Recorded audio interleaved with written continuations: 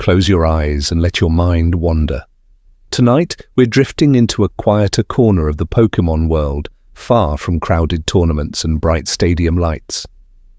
Imagine a soft night sky over Kanto, the stars dimmed by the gentle glow of distant city lamps, the air calm, the streets almost empty. Somewhere, carried on memory more than on wind, you can almost hear it. A playful voice beginning a familiar motto, echoing faintly through time and space. You know the words before they're spoken, the rhythm of "prepare for trouble" etched into your mind like an old lullaby. For years, that motto has felt like a joke, a small, comforting thread in a larger story. Team Rocket were the clowns, the ones who lost, the ones who made you smile before sleep. Not heroes, certainly, but not truly frightening either, not through leagues or championships, but through their constant, almost silly persistence. Yet beneath that gentle nostalgia, something else waits. Everyone says Team Rocket was about money, about stealing rare Pokémon and selling them to the highest bidder. It is a simple explanation, easy to hold, easy to forget. But when you look more closely, when you linger in the quiet spaces between scenes, unsettling hints begin to surface. Their goals feel more ideological, more obsessive, and far more disturbing than simple greed. Tonight we're drifting into those shadows behind the cartoon image of bumbling grunts and a theatrical trio. We will walk softly through Lavender Town's tower, where rocket agents once disturbed a sacred resting place, not for coins, but for Cuboni's skulls and control over memory itself. We will stand in the radio tower in Johto, where their signal reaches not wallets, but hearts and instincts. Slowly, an organization that once seemed comical begins to look cold, methodical, and deeply calculated. This isn't the journey of a champion, but of a dreamer, wandering through lore, game details, Pokédex entries, and subtle story beats. You are not here to win, but to listen, to trace a quiet line through Giovanni's double life as Viridian gym leader and hidden kingpin, through laboratories humming in the dark where Mewtwo first opened its eyes. Let's begin at the very beginning of their story, not as a checklist of crimes, but as a myth about control, about who decides the balance between humans and Pokémon in this world. Along the way, we will pass by the red Gyarados shimmering angrily against the surface of a Johto lake, a sign of forced change and science leaning too far. We will pause with Cubone holding its skull like a memory it cannot put down. We will notice how later groups, from those who wish to drown the world in ocean to those who dream of empty, perfect space, all seem to echo or resist the blueprint Rocket first drew in secret. To this day, once you start to see the pattern behind Team Rocket's actions, it becomes difficult to see them as mere petty thieves. There is a design there, an ideology, and a quiet horror that reshapes the way you remember Kanto's cities and Johto's fields. Yet our pace will remain slow and unhurried, each detail settling gently over the map like stardust, inviting sleep rather than fear. So as the night deepens, hold this question softly in your mind, like a Pokeball resting in your palm. If it wasn't money that truly bound Team Rocket together, what was powerful enough to gather scientists, grunts, and leaders under one black and red banner? And why did so many choose to follow Giovanni into the dark? Beyond the motto, the mask of comic villainy. Close your eyes and let your mind wander, and you can probably hear it without even trying. Prepare for trouble. The words arrive with familiar rhythm, with theatrical poses and sudden spotlights, with Meowth's little flourish at the end. In your memory, it is almost comforting, a tiny ritual of predictability in a wandering world. They appear, they speak, they fail, and they drift away like a strange recurring dream. In the quiet of this story, the Rocket Trio feel less like criminals and more like wandering performers, forever late to their own show.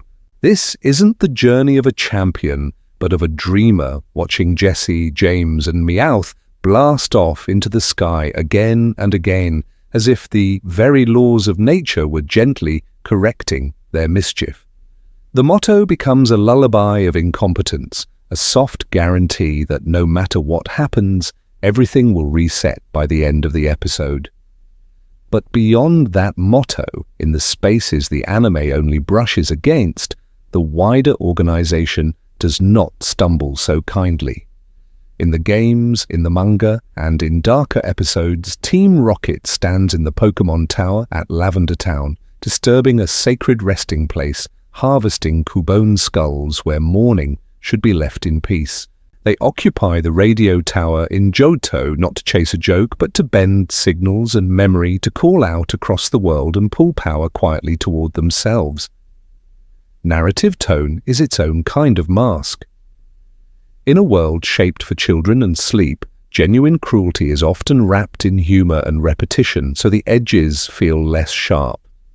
Tonight we're drifting into that gap between tone and truth, where experiments on Pokémon are hinted at with sterile laboratories, where the creation of Mewtwo is framed as science gone wrong, not to punish, but to reset the balance of what humans dare to touch.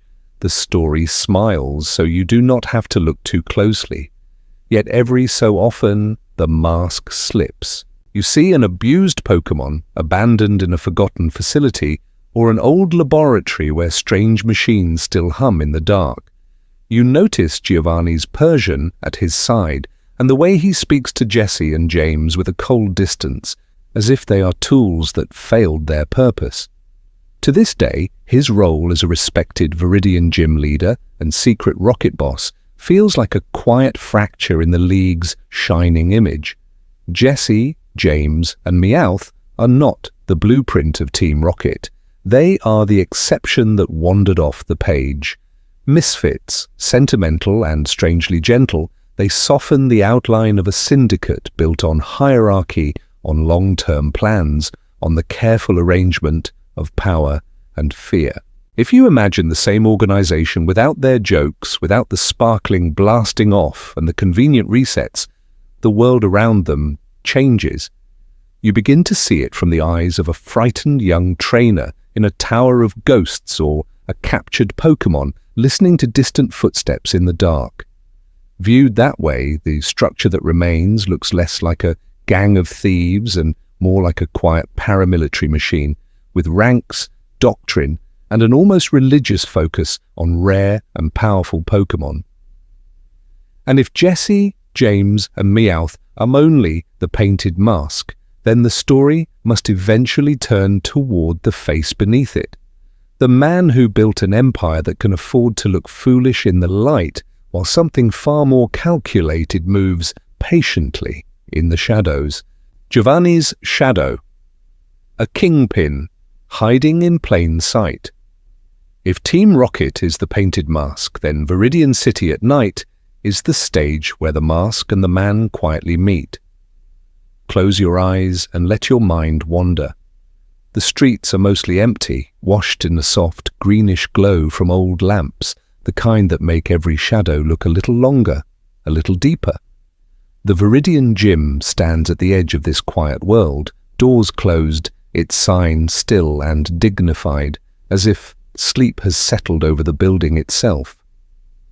Yet somewhere beneath that calm facade, below polished floors and league-approved plaques, words are being spoken that will shape the lives of countless Pokémon you never see.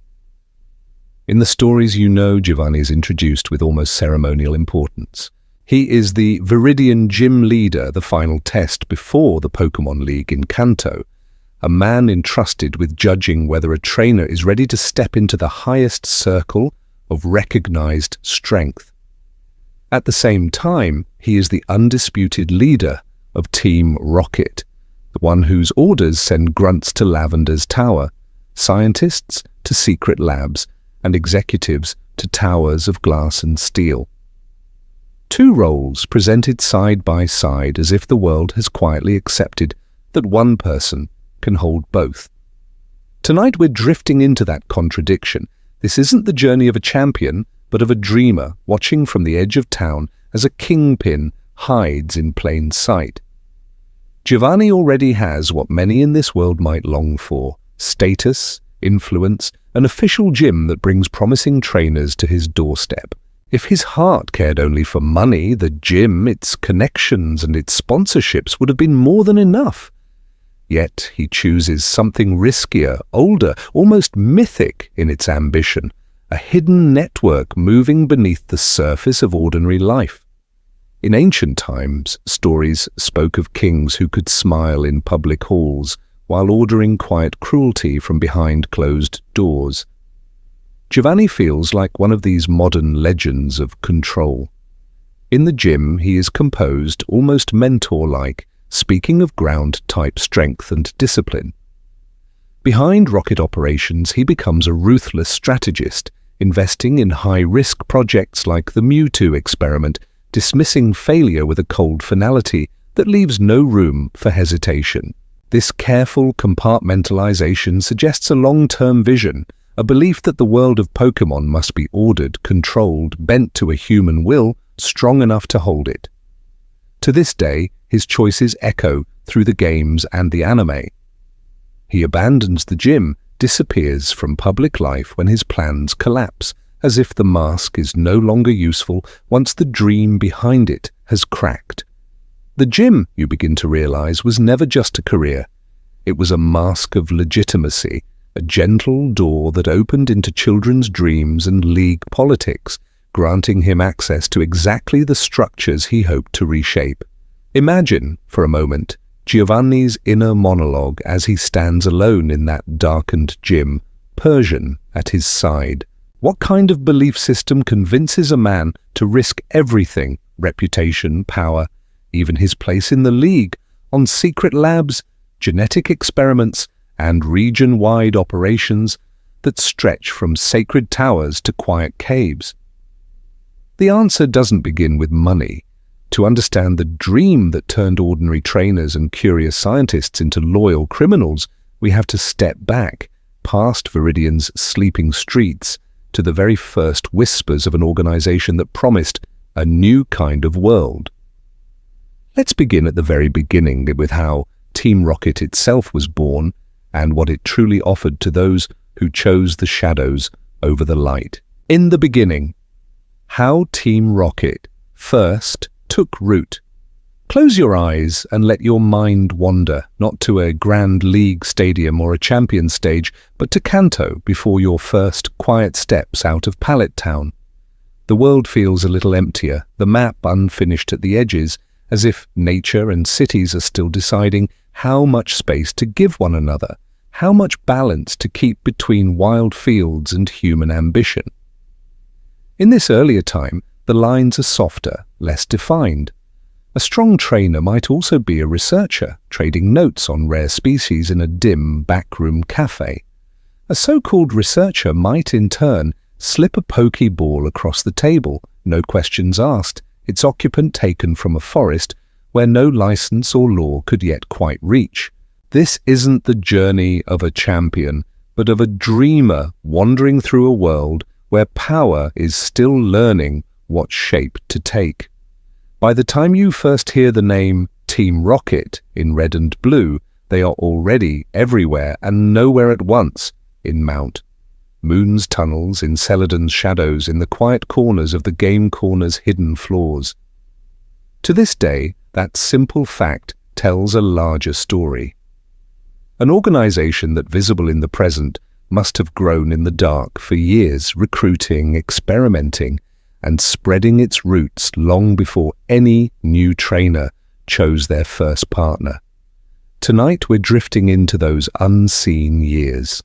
You can almost picture the earliest days as scattered threads, a poacher in the tall grass outside Future, trapping rare safari Pokémon after midnight, a black market trader in Vermilion's docks whispering prices for fossil samples, and baby Dratini, a scientist in a forgotten lab, running one more unauthorized test on a Pokemon's genetics, telling himself it is only for knowledge. Separate, they are small stories. Together, they are a network waiting for a name. What it needed was someone to stitch those threads into a single emblem.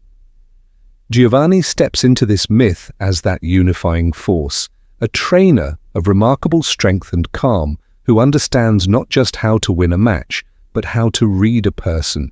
He offers more than money.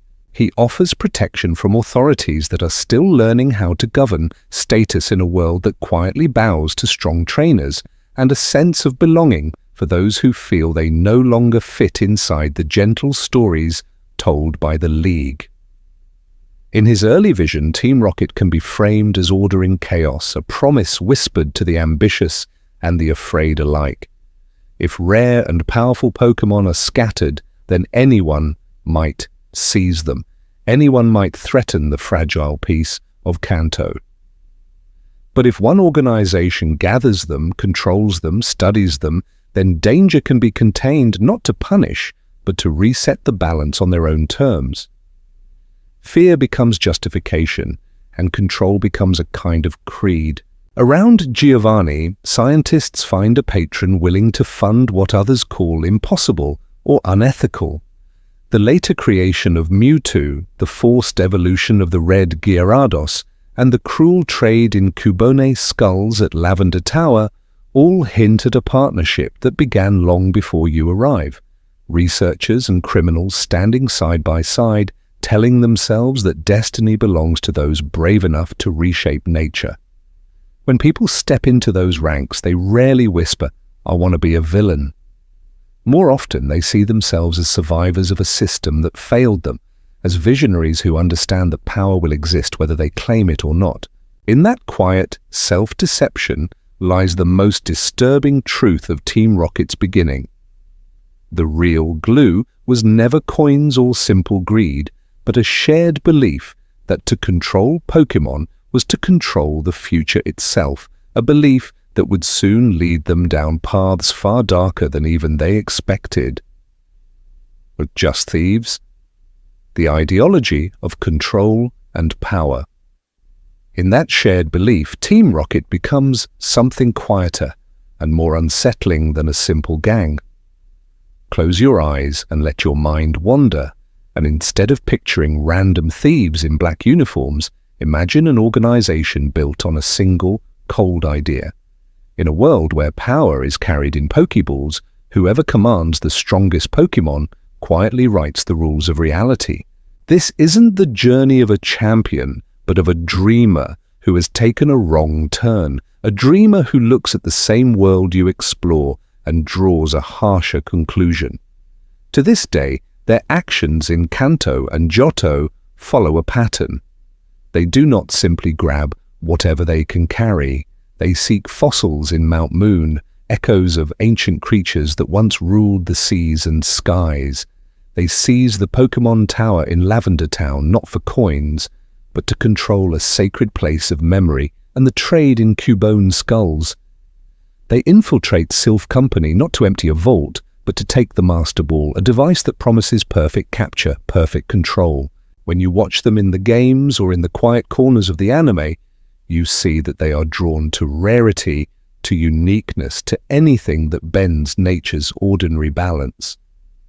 They chase high-value trades, covet unusual specimens, and in time turn their gaze toward legends like Mew or the strange potential inside a single Magikarp forced toward the crimson glare of the red Gyarados.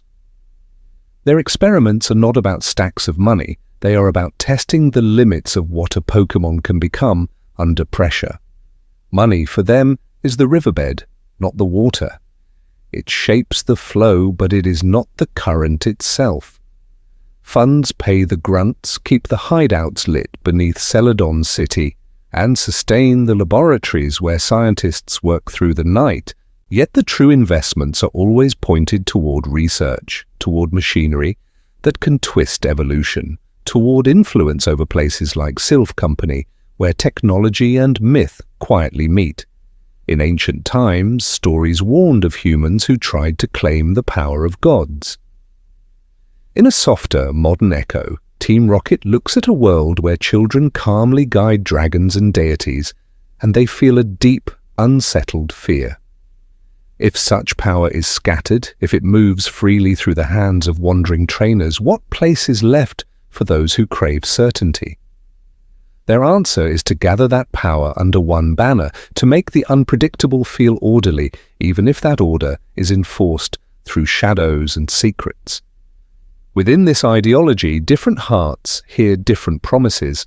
To a weary grunt, the uniform offers safety, a steady income, a sense that someone strong is in charge of a confusing world.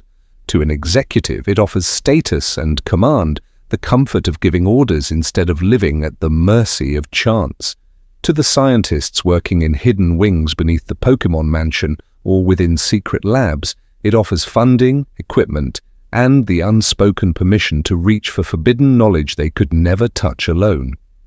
Once an organization convinces itself that it is entitled to control the strongest beings in existence, the lines of right and wrong begin to blur. Cruelty becomes a method, not to punish, but to reset the world into a shape they can understand.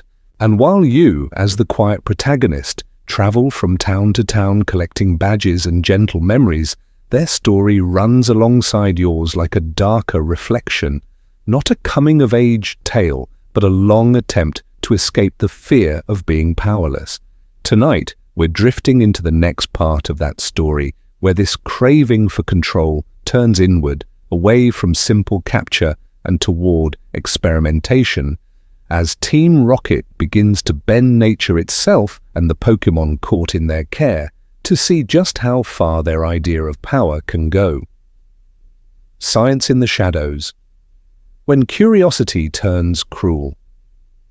Close your eyes and let your mind wander, and let the world of bright roots and cheerful music fall a little out of focus.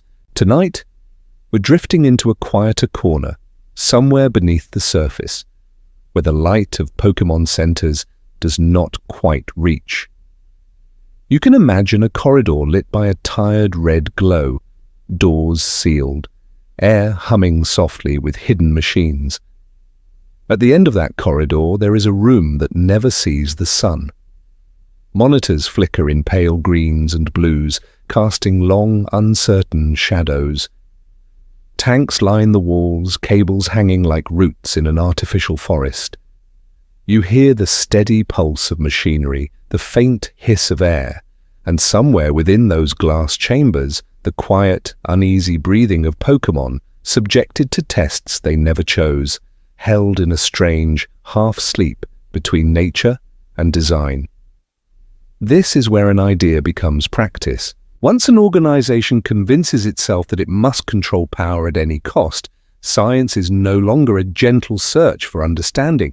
It becomes a tool, then a weapon, and finally a habit. Knowledge stops being neutral. It is bent toward enhancement and manipulation, toward pushing bodies and minds past what they were meant to bear, sometimes into something that feels very close to torture, even if no one uses that word in the lab notes. Across games and anime, Team Rocket leaves a quiet scientific footprint like fingerprints on glass. There are whispered projects in which genes are spliced and rearranged, where the cells of a mythical Pokémon are copied and forced to grow into something new and unstable. There are artificial creatures conceived entirely in machines. There are devices that clamp down on a Pokémon's will, suppressing natural abilities until obedience is the only safe choice, and others that flood a body with strange energy, forcing an evolution not earned through shared journeys, but triggered in a single, cold moment. In ancient times, stories warned that seeking too much knowledge without wisdom would unbalance the world. Here, you see a modern echo of that myth. Many of these researchers may not have begun as cruel people. Some might have started with curiosity or even the hope of protecting humans from forces they did not fully understand. But each boundary crossed becomes a new normal, a slightly stronger restraint, a slightly harsher test, a slightly riskier modification, all justified in the name of progress, of protection, of staying one step ahead.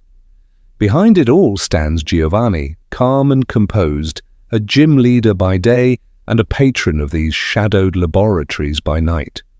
His willingness to fund projects that stretch and then quietly ignore any sense of ethics suggests a long-term vision where Pokémon are not partners in a shared world, but assets to be optimized, catalogued, and controlled. This isn't the journey of a champion, but of a dreamer drifting through corridors where compassion has been carefully set aside for efficiency. And the results of this dream are not random tragedies scattered across the regions. Creatures born in tanks with memories that ache, lakes turned an unnatural red by forced evolution, mothers left grieving in towers that should have been sacred and still. To this day, these stories linger at the edges of your adventure, present but rarely named for what they are, the consequences of rocket-driven science. As you rest in this dim, humming space between curiosity and cruelty, we'll move in the next part of our story from the general to the particular. We will sit beside three emblematic shadows, Mewtwo, the red Gyarados, and a small Cubone in its borrowed skull, and watch how Team Rocket's quiet experiments leave scars not only on bodies, but on memories, on trust, and on the very soul of this gentle world. Project Mewtwo, the child of ambition and fear. And so from those three emblematic shadows, the story narrows even further, until you are standing in a single, ruined building on the edge of an island of ash and sea spray. Close your eyes and let your mind wander, and you can almost hear it. The quiet drip of seawater through cracked ceilings, the soft rasp of wind turning yellowed pages in the dark. This is the Cinnabar Mansion, long abandoned, its corridors lined with scattered journals and fragmented logs. Once, it was not a ruin, but a hidden cradle for an impossible ambition to take Mew, a mythical creature so elusive it felt more like a rumor than a resident of this world, and recreate it in glass and steel. In ancient times, people whispered about gods and guardians. Here, humans tried to bring one into being under fluorescent lights. The notes you find there tell a gentle, chilling story in broken sentences. They speak of Mew gave birth, of a newborn called Mewtwo, of days and numbers and tests. Something sacred, born of nature and legend, is translated into charts and measurements, as if the mystery of a living mind could be reduced to ink on a clipboard. This isn't the journey of a champion, but of a dreamer gone astray, trying to hold eternity in a laboratory tank. Behind those pages, though, there is another presence. Giovanni funds and shelters the project, not out of simple greed, but because Mewtwo represents the purest expression of Team Rocket's quiet obsession. When the creature awakens, he does not meet it as a parent or a partner. He places armor upon it, heavy and constricting, and guides its immense psychic power toward Rocket's hidden goals, turning a newborn legend into a living weapon that moves when he speaks. Mewtwo becomes the perfect symbol of their ideology. It is not born in a forest under starlight, learning the rhythms of the wild. It is assembled in a sealed chamber, shaped by fear that humans might be outmatched by the very beings they share this world with. It is designed not to coexist, but to dominate, a mirror of a worldview that cannot accept balance, only control. But consciousness does not stay quiet forever. Tonight, we're drifting into a moment of awakening, when Mewtwo begins to understand that it is being used. Its rebellion is less an outburst and more a moral backlash, the story of a creation refusing to remain an object. Walls break, records end mid-sentence, and the mansion falls silent, as if the world itself is gently rejecting the idea that a thinking mind can be owned. Within Mewtwo, there is more than power. There is loneliness, confusion, and a deep, aching anger, all side effects of an experiment that treated a living being as a project rather than a companion. To this day, its story feels like a warning written in psychic light, that when you try to shape life without love, you create beings who must first heal from how they were made. And in Giovanni's willingness to risk everything on this one creature, you can glimpse his true desire. Money can be counted and stored. What he reaches for is something larger, the ability to stand above all trainers, all regions, perhaps even the legendaries themselves, to rewrite the quiet agreement between humans and Pokémon in his own image. Yet Mewtwo is only the loudest echo of that desire.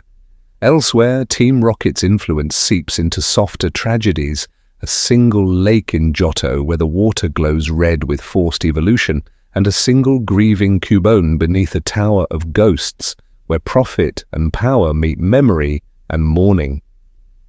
In the next part of our story, we will walk beside those smaller sorrows and see how the same shadow that tried to forge a god also reaches into the lives of the smallest, most fragile hearts. The red Gyarados, a lake, stained by experiment. Those smaller sorrows first gather very quietly at the edge of a lake. Close your eyes and let your mind wander to the lake of rage at dusk. The water is almost completely still, a broad mirror of fading gold and violet, with only the softest ripples where Magikarp break the surface and vanish again into the deep. The trees lean over the shoreline like patient listeners, their leaves whispering to one another as the day folds itself into evening. It feels like a place that has known balance for a very long time. Yet beneath that calm surface, something is wrong. The Magikarp move in restless patterns, schooling and scattering, as if responding to a sound you cannot hear. The Goldeen and Gyarados that usually glide through these waters seem unsettled, their paths crooked, their motions sharp where they should be gentle. There is a tension here, a quiet pressure building in the water and in the air, as if the lake itself is holding its breath. Far away, in Johto's radio tower, an artificial signal hums into being. Team Rocket, long removed from their first schemes in Kanto, has turned to a different kind of experiment, not cages and chains, but invisible waves that slip through time and space. They broadcast a strange frequency over the region, a sound designed not for human ears, but for the instincts of Pokémon. At the Lake of Rage, that unseen song begins to force something that should never be forced. Magikarp, creatures known for patient drifting and sudden, hard-earned transformation, start to change all at once. Evolution, which is usually a milestone of trust between a Pokémon and its partner, becomes a compulsory command. Bodies twist and lengthen, scales strain and flare, minds flood with confusion as they are pushed past their limits without understanding why. The red Gyarados that rises from the center of the lake is not a proud symbol of growth, but a scar, a visible wound in nature's story. This isn't the journey of a champion, but of a dreamer watching from the shore, seeing how easily something sacred can be rewritten. If Team Rocket can reach into a peaceful lake and turn ordinary Magikarp into a raging storm of forced evolution, then any ecosystem can be rewritten, any gentle creature turned into a sudden weapon. To this day, the red Gyarados is remembered as a curiosity, a rare form, but within Rocket's ideology it is something colder, a prototype, proof that with enough technology and willpower, the rhythm of nature can be bent to human design. Tonight we're drifting into the spaces between what the games show you and what they quietly leave unsaid. You meet the famous Gyarados, you calm the lake, and then you move on. But what of all the unseen Pokémon here? The Magikarp who half changed and collapsed, the wild Gyarados who never surfaced again, the tiny creatures along the shore whose lives were quietly shortened by a signal they never agreed to hear. Their stories fade as yours continues. And remember, this happens far from Kanto, in Johto's quiet forests and ancient towers, proof that Rocket's reach has stretched across regions, growing more subtle, more experimental, less interested in coins than in control. The Lake of Rage is a wide, open wound, easy to notice. In the next part of our story, we will leave this broad red mirror behind and walk a narrower path to a single tower in Lavender Town, and to one small Pokémon whose grief shows what happens when Rocket's experiments stop being distant rumors and become something heartbreakingly personal. Cubone's tears, personal tragedy, in Lavender Town.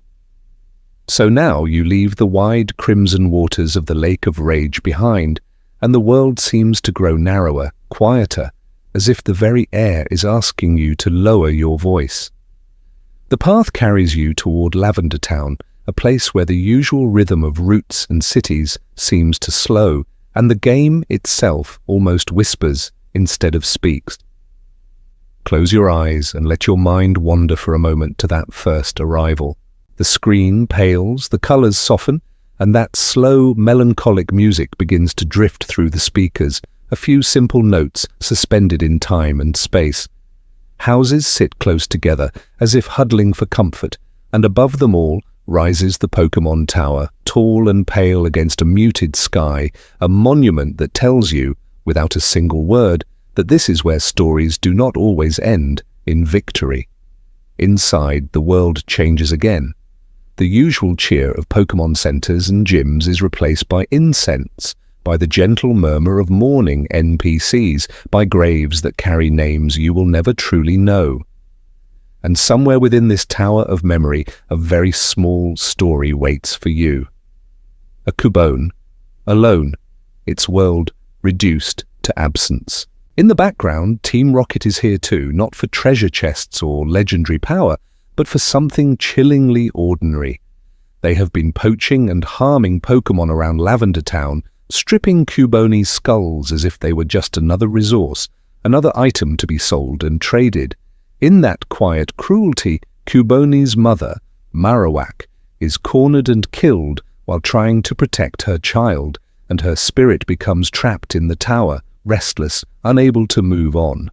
This isn't the journey of a champion, but of a dreamer who stumbles into grief made visible. When you climb the tower, you do not meet a world-ending dragon or an ancient deity, only a single spectral Marowak blocking the stairs, her presence saturated with the simple, aching wish to keep her child safe. To this day, many players remember that encounter not because it is difficult, but because it is so small and so sincere. Here, Team Rocket's ideology is exposed in its most everyday form. Beyond experiments like the Red Gyarados or whispered projects around Mewtwo, there are countless unnamed Pokémon and trainers whose lives are quietly unmade by their operations. No grand speeches, no cosmic myth, just a family torn apart because an organization decided that bones were merchandise and that guardians were obstacles. Cubone's iconic skull helmet becomes, in this light, more than a design choice. Pokédex entries speak of it crying at night, of its tears soaking the bone it wears, of its mourning as a constant companion. Lavender Town suggests that these tears are not abstract sadness, but the lingering echo of Rocket's presence, a personal trauma left in the wake of an ideology that sees living beings as tools.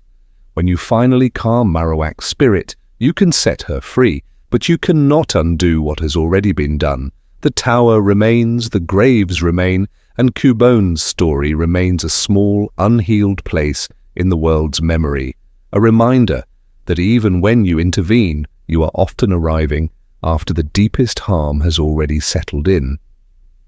Tonight, we're drifting into the realization that Lavender Town is where the mask fully slips, where the crimes of Team Rocket stop being distant rumors and become something you can almost feel in your chest. And if one tiny Cubone's grief can reach you so clearly through a handful of pixels and a few quiet notes of music, you might begin to wonder how many other stories like this exist, unrecorded, in the shadow of an organization that still claims it only ever wanted profit. The Rocket Trio, misfits in a machine of cruelty. From that small Cubone's grief, it's gentle to step back towards something familiar, something that has followed you through time like a quiet refrain. Close your eyes and let your mind wander, and you can almost hear it again. A rose, a thorn, and a talking Meowth announcing themselves with theatrical certainty in a world that often feels uncertain. Jessie, James, and Meowth have been with you to this day like strange constellations moving across regions and generations. Their personal stories are softer than the sharp edges of the organization around them. Jessie, who grew up with empty cupboards and half-finished dreams of being a nurse or an idol, learned early that the world did not always make room for her. James, born into ancient wealth and expectation, slipped away from an arranged life that felt more like a cage than a home. Meowth, who taught himself to walk and speak like a human just to be loved, discovered that even devotion could be rejected. In the quiet spaces between their schemes, these three misfits found in Team Rocket a kind of twisted family, not to punish, but to reset the loneliness that had been following them for so long. They share food, they huddle together in cold forests and ruined warehouses, they cheer for one another's small successes, even when the world laughs at their larger failures. This isn't the journey of a champion, but of a dreamer, or rather, three dreamers, clinging to each other inside an organization that was never really built for them. You can see the fracture most clearly in how they treat Pokémon. Jessie's Wobbuffet, James's wheezing, and Chimecho, Meowth himself, they are scolded, teased, but also cradled, defended, and mourned when they must part. There are moments when James refuses to abandon a beloved partner, even when ordered to. There are times when the trio quietly steps back from causing harm, or gently encourages a wild Pokémon instead of taking it. In a world where Giovanni experiments with beings like Mewtwo and twists nature for power, these three still talk to their companions like friends. Their constant mishaps and comic defeats seem, on the surface, like simple relief from darker stories. Yet, if you look slowly, you notice how their clumsiness keeps them from ever truly becoming the cold, efficient machine Giovanni imagines. They are supposed to be agents of control, but they are drawn instead by loneliness, by the need to belong, by the hope that a black uniform might mean they finally have a place. In ancient times, myths spoke of spirits who joined the wrong side simply because no one else called their name. Tonight we're drifting into a quieter realization. Jessie, James, and Meowth unintentionally soften the image of Team Rocket. Their presence lets you forget for a moment the experiments in distant labs and the grief in hidden towers. While Giovanni seeks dominance and order, they chase approval, companionship, and a little warmth. Between those motives, the organization's soul begins to crack, and when Giovanni finally vanishes from public life, when Team Rocket splinters and reappears in stranger, more desperate forms, it may not only be a change in leadership you are seeing, but the echo of a deeper crisis in the very idea that once held them all together. Giovanni's disappearance, defeat, regret, or something else. In the quiet that follows that inner fracture, the story returns to a single room in Viridian City. You stand across from Giovanni in the gym he has ruled in secret for so long, and with one last command the match is decided. He acknowledges you almost calmly, and then, in a few simple lines, he does something far larger than handing over a badge. He announces that Team Rocket is disbanded, and then he steps out of the world's light. Close your eyes and let your mind wander, and you can almost see the dust settling in that gym. Officially, the explanation is gentle and straightforward. A proud leader, humbled by defeat, a criminal empire dissolved, a neat sense of balance restored. This isn't the journey of a champion, but of a dreamer listening to a myth about justice, where wrongdoing is recognized, corrected, and then allowed to fade into sleep. But when you remember everything Giovanni has already done, that simple story begins to feel thin. This was a man who lived a double life, trusted by the League as Viridian's gym leader, while directing experiments that warped nature itself, from the weaponization of Mewtwo in other tellings to the cold exploitation of sacred places like Lavender's Tower. Organizations that stretch through regions that touch radio waves and research labs and ancient graves are not usually undone by a single loss unless something much deeper has already begun to move inside them. Tonight, we're drifting into that uncertain space between defeat and decision. There is a version of Giovanni's disappearance that feels almost like an old tale of repentance, perhaps Mewtwo's rebellion, the restless spirits in Lavender, and the sight of yet another young trainer standing against him, all pressed on the same quiet nerve. Perhaps to this day he carries the weight of Cuboni's tears, of experiments gone wrong, of seeing Pokémon not as companions, but as tools. In that reading he walks away not to escape, but to pause, not to punish, but to reset his own idea of power. Yet there is another colder possibility, whispered in the remnants that surface later in Johto. Team Rocket gathers again around the radio tower, still chasing rare Pokémon, still trying to bend evolution and memory to their will. It feels less like a rebirth and more like a continuation, as if the name was scattered, but the blueprint remained carefully folded somewhere out of sight. A strategic retreat, not a surrender. You might imagine Giovanni in exile somewhere far from Kanto's familiar roots, watching a world he once tried to control continue without him. He has time now to sit with the myth he almost wrote, a world reordered by human will alone. Was his mistake the harshness of his methods, the ambition of his goals, or simply his quiet underestimation of children who walked with their partners as equals? Whatever he feels, regretful or resolute, the structures he built do not vanish. The idea that humans can reshape the balance of power through Pokémon lingers in the shadows of later organizations, echoing through Aqua and Magma, Galactic and Plasma, each adding their own twist to an ancient pattern. And just beyond Giovanni's disappearance, another story begins to rise, one where that echo grows louder, and the world must decide how many times it will let the same dream return in a different uniform. Echoes in other regions. Rocket's lingering blueprint. So now close your eyes and let your mind wander, not just over Kanto's cities or Johto's quiet towers, but farther, as if you are slowly lifting above the map itself. Tonight, we're drifting into a wider view where Giovanni's shadow stretches far beyond the borders of the regions you first remember. You rise over Hoenn, where deep blue seas and a sleeping volcano hold their own ancient myths. In this world of shifting tides and magma, another pair of uniforms appears.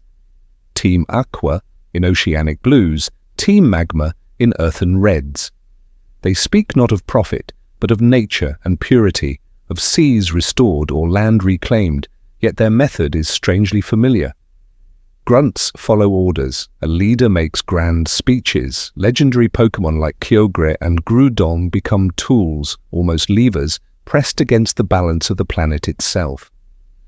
Far to the north, Sinnoh's mountains catch the light, and another organization rises from the snow. Team Galactic dresses like they belong among the stars, and their leader, Cyrus, dreams of emptying the world of messy human emotion.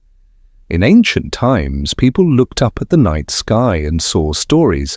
Galactic looks up and sees a blueprint to erase and rebuild. They reach for Dialga and Palkia not to punish, but to reset reality, as if the fabric of time and space were just another radio tower to occupy. When your thoughts drift to Unova, you find tall bridges and wide routes, and there, Team Plasma wraps itself in the language of kindness. They speak of Pokémon liberation, of ending human cruelty. And for a moment, their words sound gentle. Yet beneath the rhetoric lies a familiar structure, a king in flowing robes, sages in a circle, and plans to control Reshiram or Zekrom so that one small group can decide the future of an entire world. In Kalos, Team Flare moves through sunlit cafes and underground chambers, obsessed with beauty and elegance. They dream of a world scrubbed clean of what they consider ugly or unnecessary, and they reach for an ancient weapon and the life force of Xerneas or the stillness of Yveltal. Even in Alola, where the air feels softer and the nature spirits watch closely, Team Skull stumbles into view, more disorganized, more lost, yet still echoing the same idea. Uniforms, a name, a shared grievance against the way things are. Across then all these regions, the shared pattern becomes hard to ignore. Hierarchies, grunts, a charismatic center, the exploitation of rare and legendary Pokémon.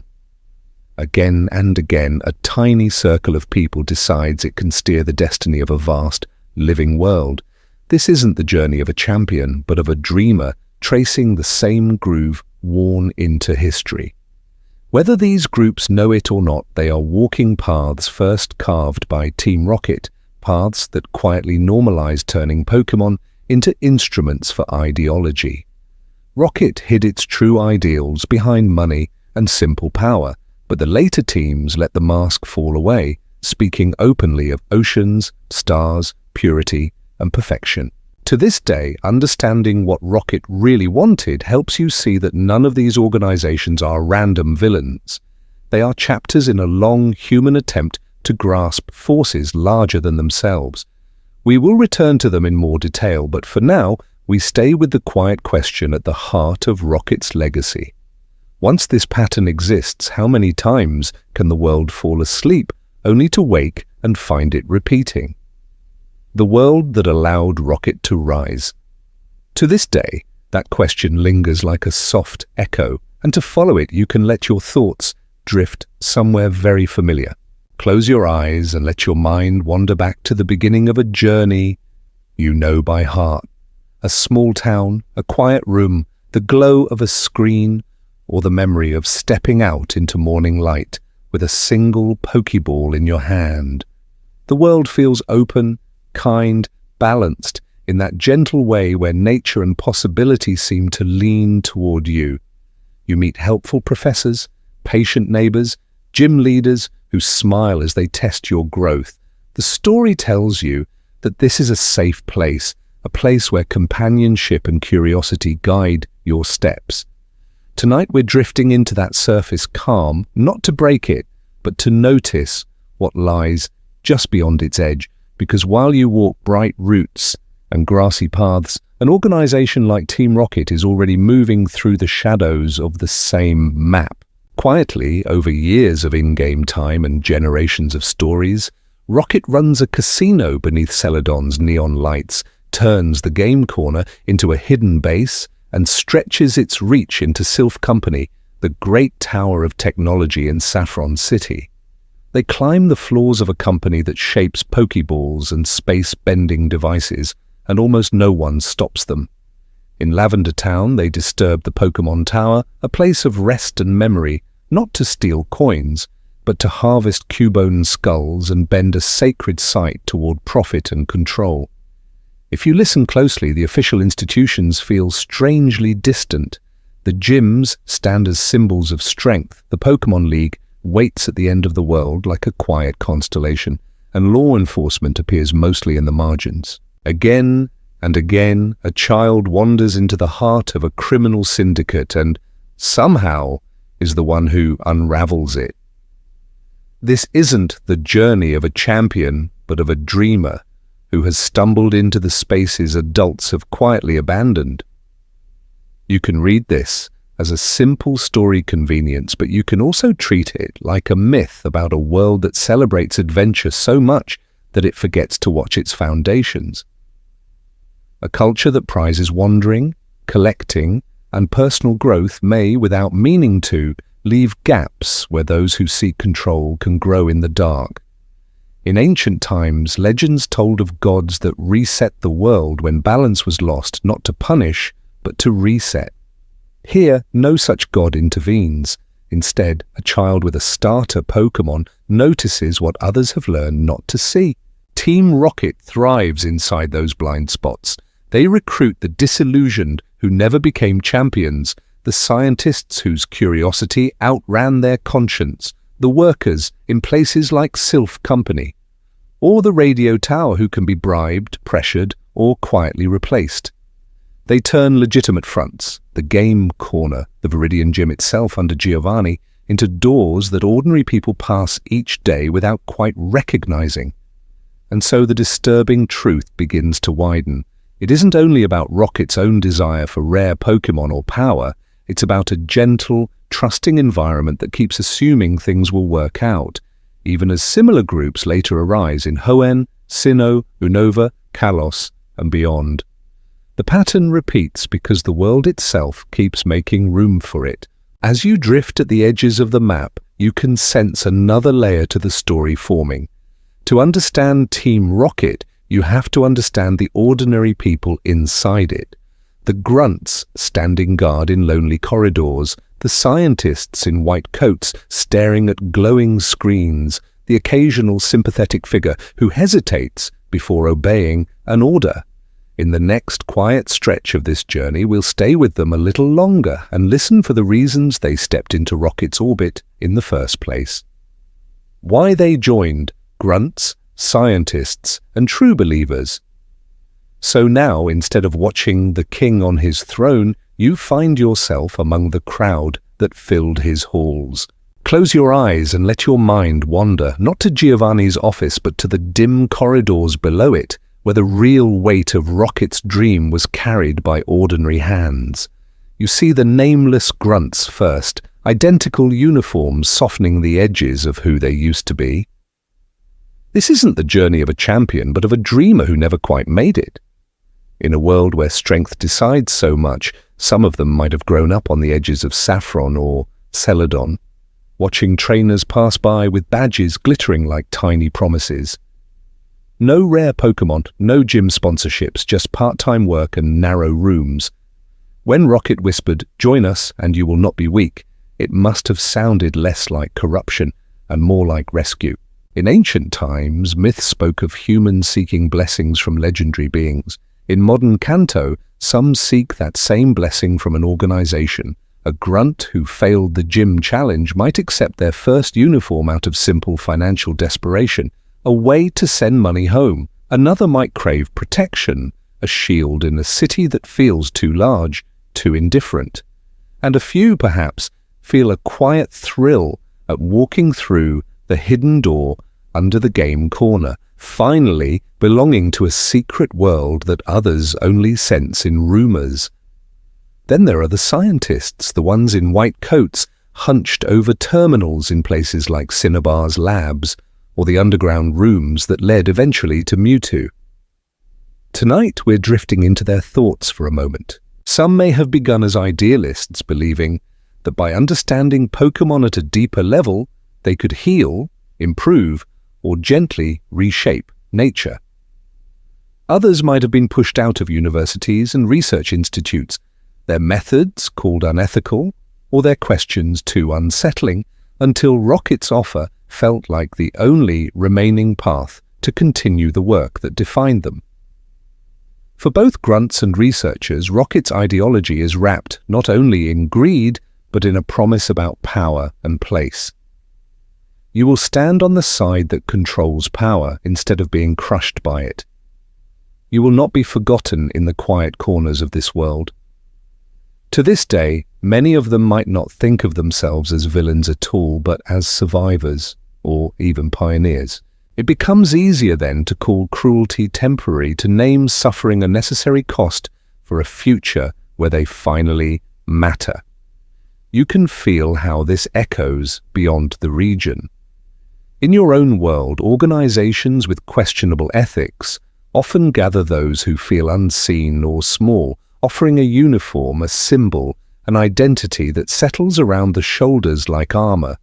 The line between comfort and complicity grows thin, and somewhere along the way, after Lavender Town's restless tower, after the Lake of Rage glows red under a troubled sky, some Rocket members must quietly realize what they have helped set in motion. By then, the doors behind them feel locked. They are complicit, watched, afraid that leaving would invite a different kind of punishment, not to punish, but to reset the group's control. As you drift with them in these dim hallways, you can sense the deeper question returning, the one that has been quietly guiding us. If it wasn't money that truly bound all these people together, what shared, unsettling dream was strong enough to make them trade their names for numbers and their doubts for a uniform? In the next stretch of this quiet story, we'll turn back toward that dream and see what shape it takes in the dark. If not money, then what was Team Rocket really chasing? So now, as the echoes of those dim Rocket hallways fade a little, you can begin to see the outline of that dream we've been circling. Close your eyes and let your mind wander, and let's gather the threads we've touched so far, not in a hurry, but like someone quietly arranging old photographs on a table. We saw Giovanni first as a contradiction, a man who could stand beneath the bright lights of the Viridian Gym, entrusted with children's hopes, and then step sideways into the shadows as the unseen ruler of an underground world. We traced how Team Rocket formed around him, less like a simple gang and more like a quiet congregation drawn to an idea of order in a world where chance encounters in tall grass can change everything in a moment.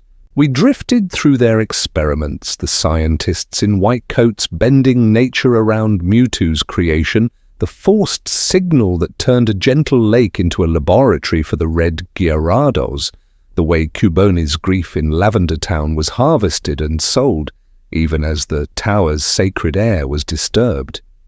We noticed how this pattern, this blueprint, would echo later in other uniforms and other slogans, long after Rocket itself was supposed to be gone. Money is there, of course. There are ransoms, casinos, and markets built on Marowak skulls. But when you look at the scale of what they attempt, the reshaping of a legendary's very genes, the seizure of radio waves that blanket an entire region, the quiet infiltration of the League itself, simple profit starts to feel too small, too ordinary. The risk is too great, the moral cost too deep for coins alone. Tonight, we're drifting into a different answer. Team Rocket, at its core, seems to be chasing something more abstract. The power to dictate the rules of the Pokémon world, to decide who is strong and who is weak, which creatures remain wild and which are brought to heel, which memories are honored and which are overwritten by a new signal. Not to live within the world's balance, but to sit above it, like a hidden referee of nature itself. In ancient times, myths spoke of humans who were at the mercy of storms, quakes, and wandering gods. In this quieter, modern myth, Giovanni and his followers live in a world where children can call dragons from the sky, where beings like Mewtwo and the Lake Trio hint that will and emotion have cosmic weight. Their answer is fear shaped into order. If chance is terrifying, then remove chance. If weakness is painful, then erase the possibility of being weak at all. This isn't the journey of a champion, but of a dreamer watching from the sidelines, noticing how that same desire threads through Giovanni's calm commands, the scientist's clinical notes, even the grunts who mutter about wanting respect. To this day, you can feel that longing in every Rocket hideout, the wish to never again be small in a world of legends. And as we move beyond Kanto and Johto, you'll start to hear that same wish wearing different masks.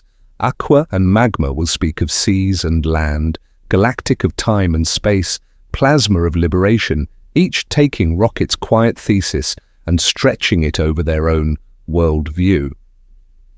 In the next part of this gentle story, we'll drift region by region and watch how this dream of controlling destiny reshapes itself around legendary Pokémon and what that reveals about a world built on bonds of supposed love.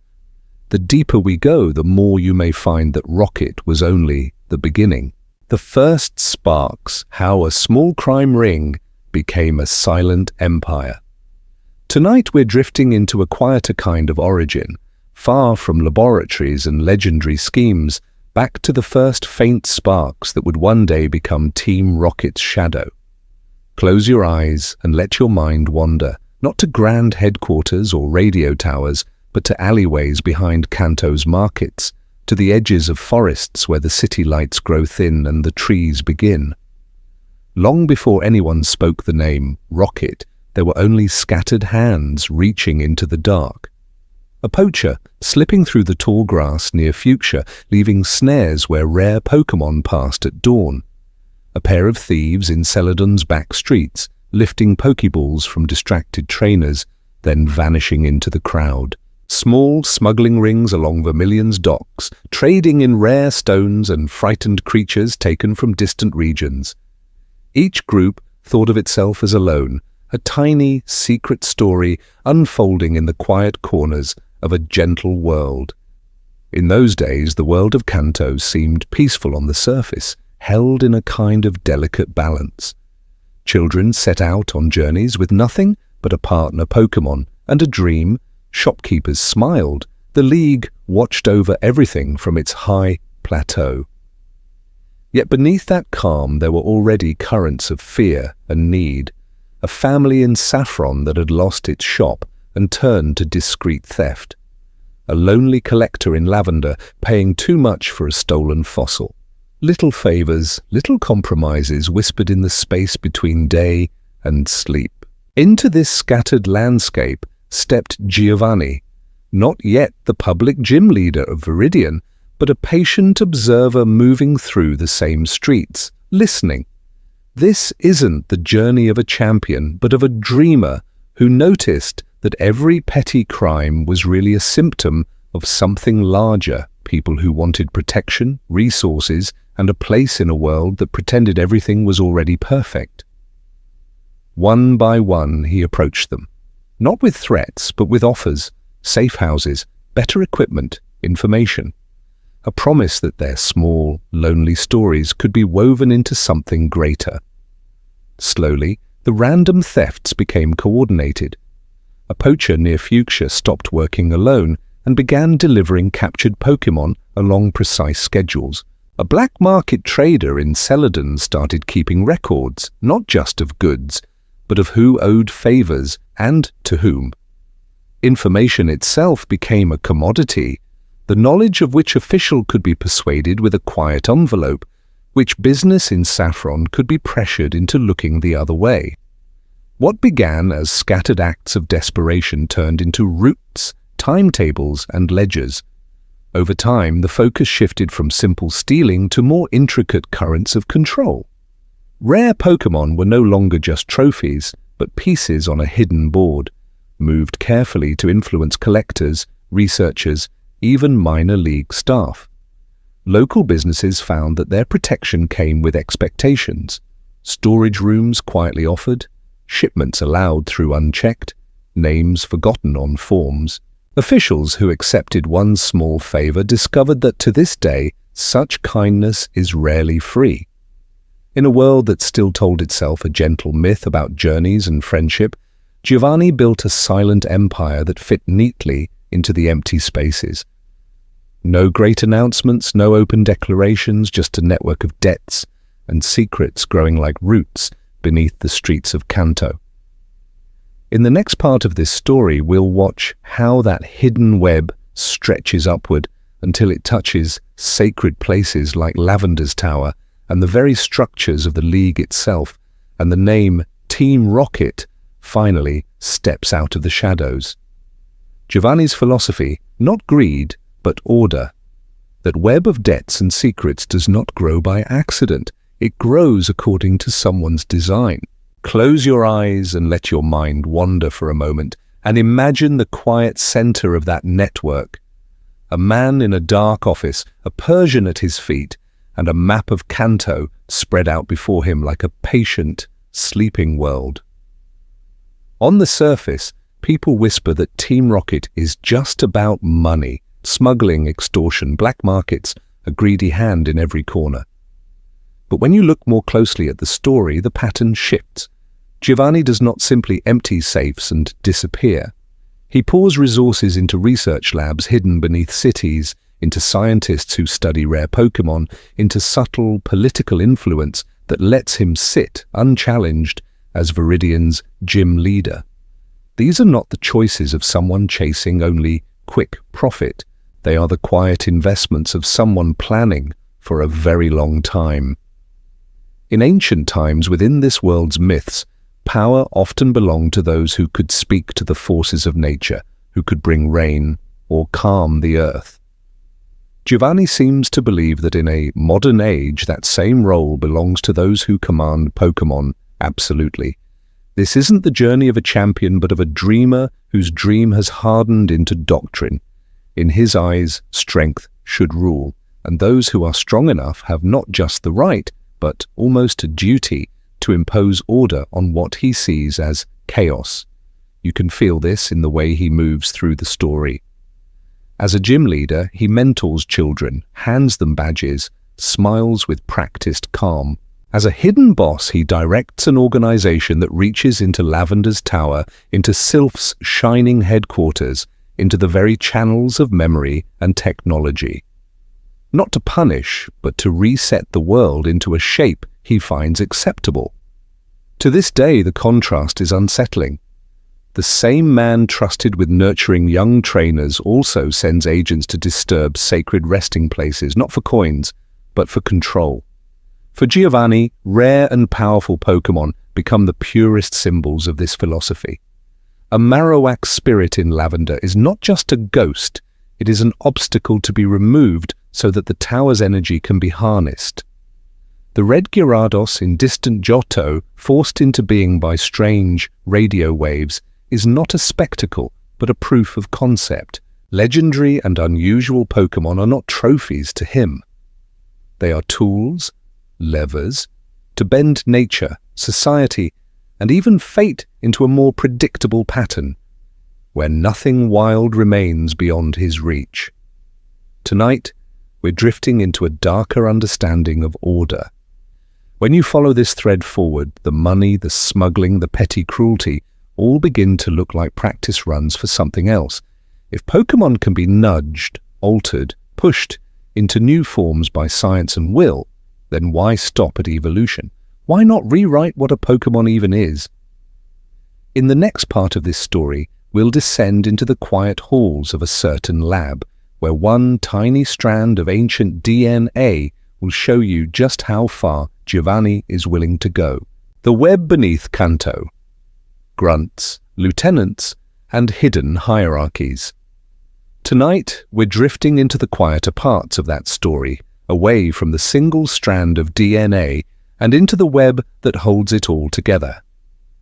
Close your eyes and let your mind wander, not to the bright arenas of the Pokémon League, but to dim corridors and underground rooms where uniforms, not badges, define who you are. An ordinary rocket grunt wakes before dawn in a hidden dorm beneath Celadon, or in a cramped room near the game corner, pulling on the same black uniform with the single red R.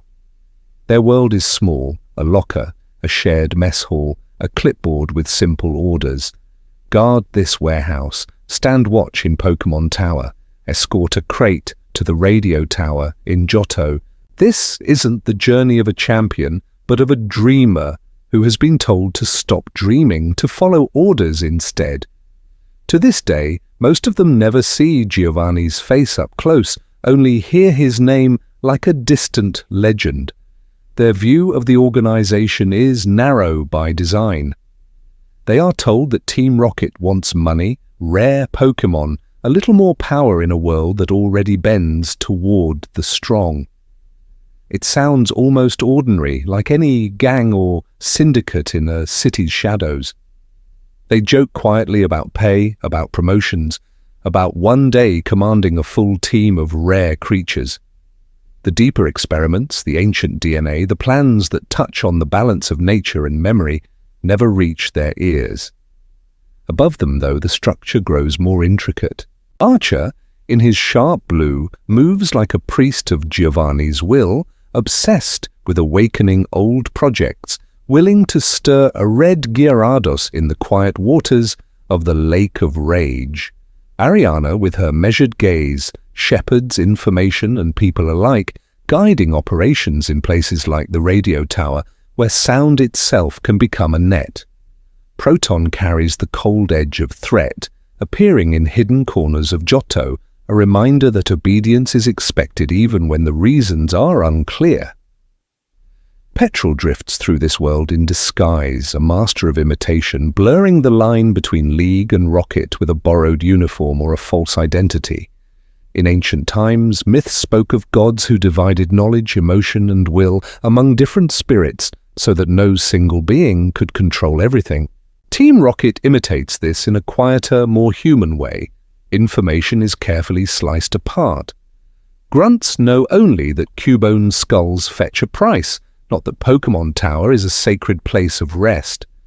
Technicians hear only that a signal will agitate Magikarp, not that it might reshape evolution itself. Scientists in hidden labs receive fragments of Giovanni's true ideology, enough to justify rewriting what a Pokémon can be, but not enough to see the whole design. This layered structure becomes a kind of mask. To the world, Team Rocket looks like a criminal group obsessed with money and theft.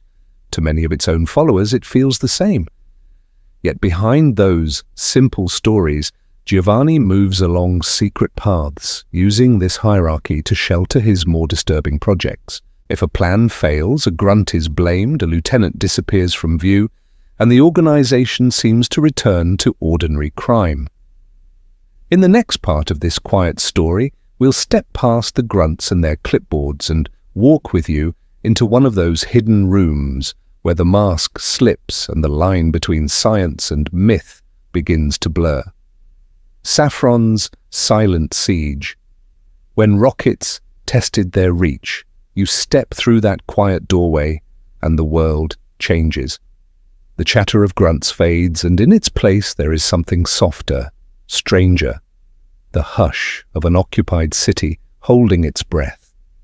Close your eyes and let your mind wander to Saffron City, not as you usually remember it, but as it was during Team Rocket's silent siege. There are no roaring crowds, no open alarms, just guards at the doors of Sylph Company, black uniforms posted at every corner, and office lights burning far too late into the night as scientists stay at their desks, not by choice, but by quiet pressure. An entire corporation bends, not through open conflict, but through the steady weight of fear. Tonight we're drifting into the heart of that tower. Floor by floor, Saffron's great company becomes a maze of locked rooms and whispered orders. On one floor, an engineer stares at a prototype warp panel, knowing that if it works, it will carry rockets anywhere in the city in an instant. On another, a researcher clutches the notes for a device said to catch any Pokémon without fail. The city outside goes on with its ordinary time, but inside, the space of Sylph Company has become a quiet laboratory for Giovanni's true dream. Sylph was not simply a source of money for him. It was a doorway. The Master Ball, in particular, was not just a rare item, it was a key to the myths you heard earlier in the night. A tool that could, in theory, close the distance between ordinary humans and the great beings of legend, the ones who hold oceans, skies, and forests in delicate balance. If such a device fell fully under Rocket control, then whoever held it would decide which rare and legendary Pokémon were allowed to remain free, and which would sleep behind glass. To this day, it is unsettling how still the rest of the world seemed while Saffron was held.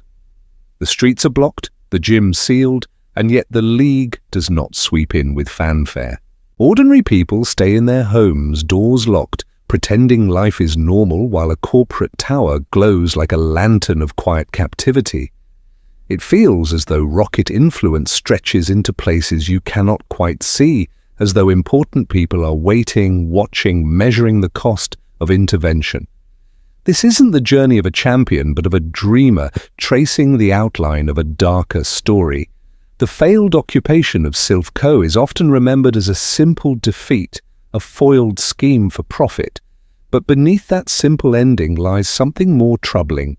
Giovanni did not just lose money, he lost a clear path to mastering the tools that could reshape the world's balance between human desire and Pokémon freedom. And in the stillness after Saffron was freed, he would have understood that to grasp that dream of total control, he would need methods far more drastic than a quiet siege in a corporate tower.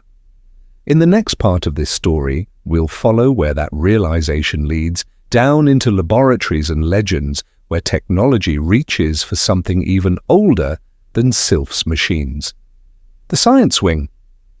Laboratories, where ethics fell asleep. So from the glass offices of Sylph, the story turns downward into places most trainers never see. Close your eyes and let your mind wander, and imagine the elevator that does not stop at the lobby or even at the basement, but continues lower, humming softly as if it, too, has learned to keep secrets. The doors open onto a corridor of pale light and polished floors, a world of quiet echoes and distant machinery. Here, in the science wing of Team Rocket, time feels slower, measured not in gym badges or journeys, but in the steady drip of data and the low, constant whisper of air filters. White-coated researchers move carefully between rooms, clipboards in hand, watched by silent rocket grunts who lean in the doorways like shadows given uniforms. Behind one window, a Magikarp glows faintly as unfamiliar waves pass through the tank, a small echo of the experiments that would one day force evolution on Lake of Rage and stain the water red.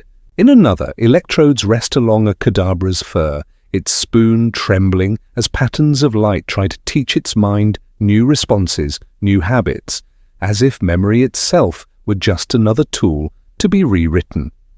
This isn't the journey of a champion, but of a dreamer who has wandered into the underside of progress.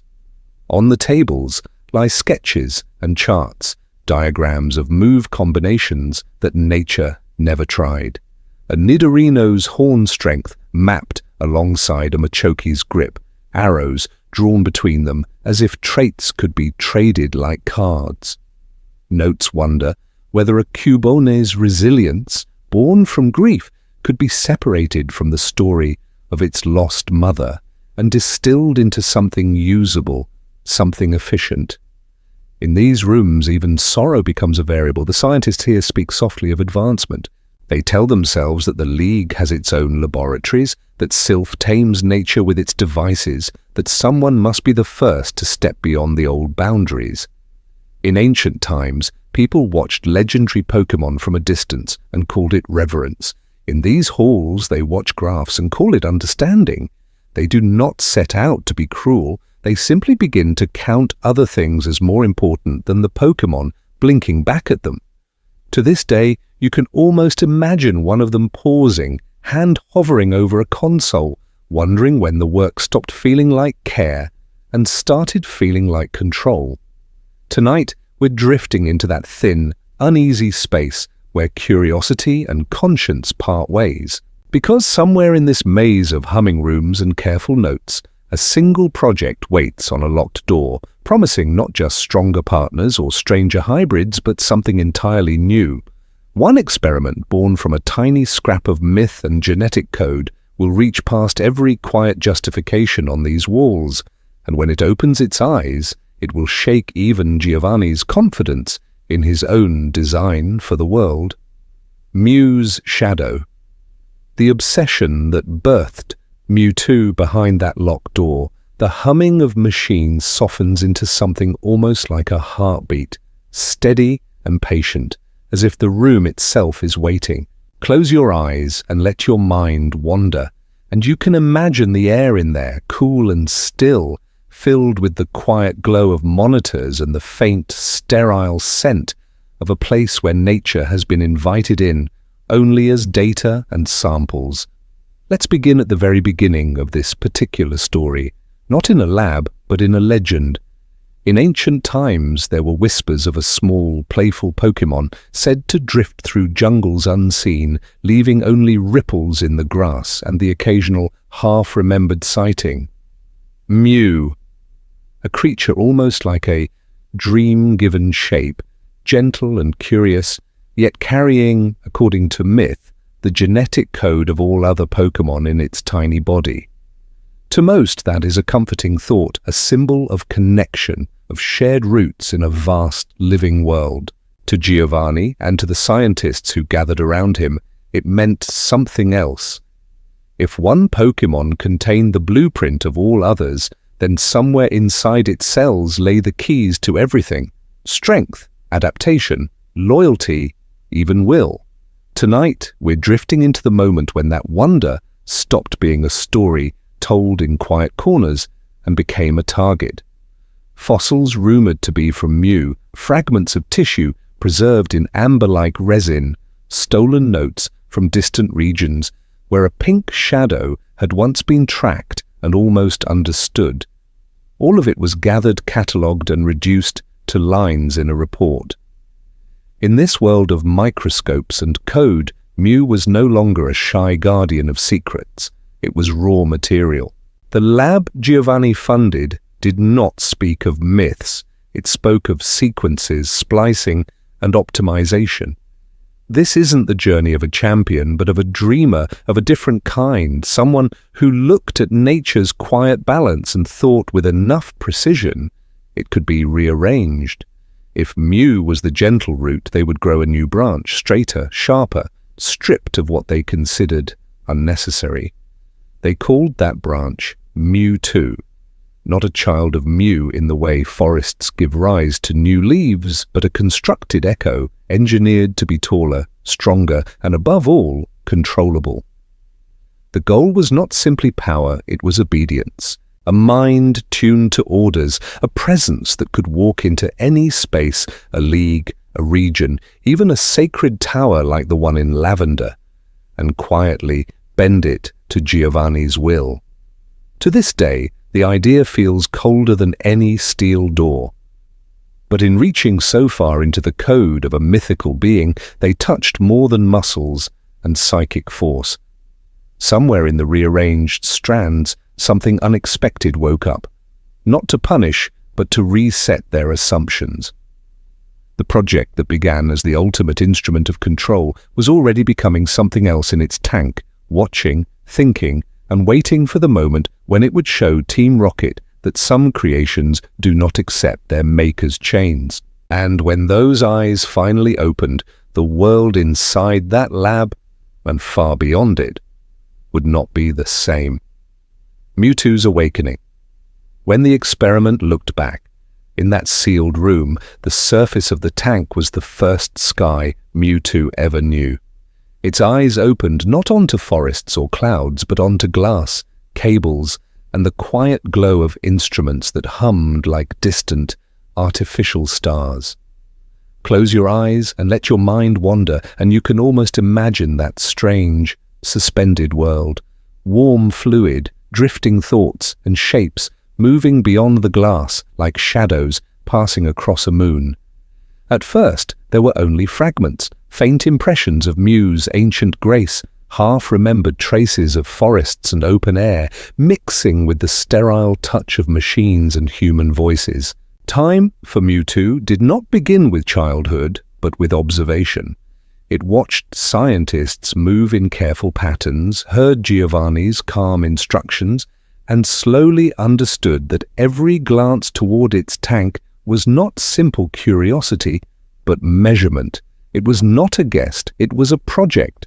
This isn't the journey of a champion, but of a dreamer who never chose to dream in the first place.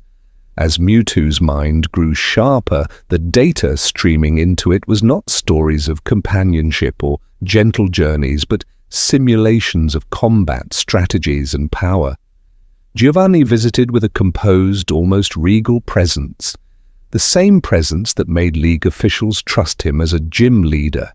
He spoke of partnership, of purpose, of a world where Mewtwo would stand at his side to bring order to chaos. Yet the walls never opened.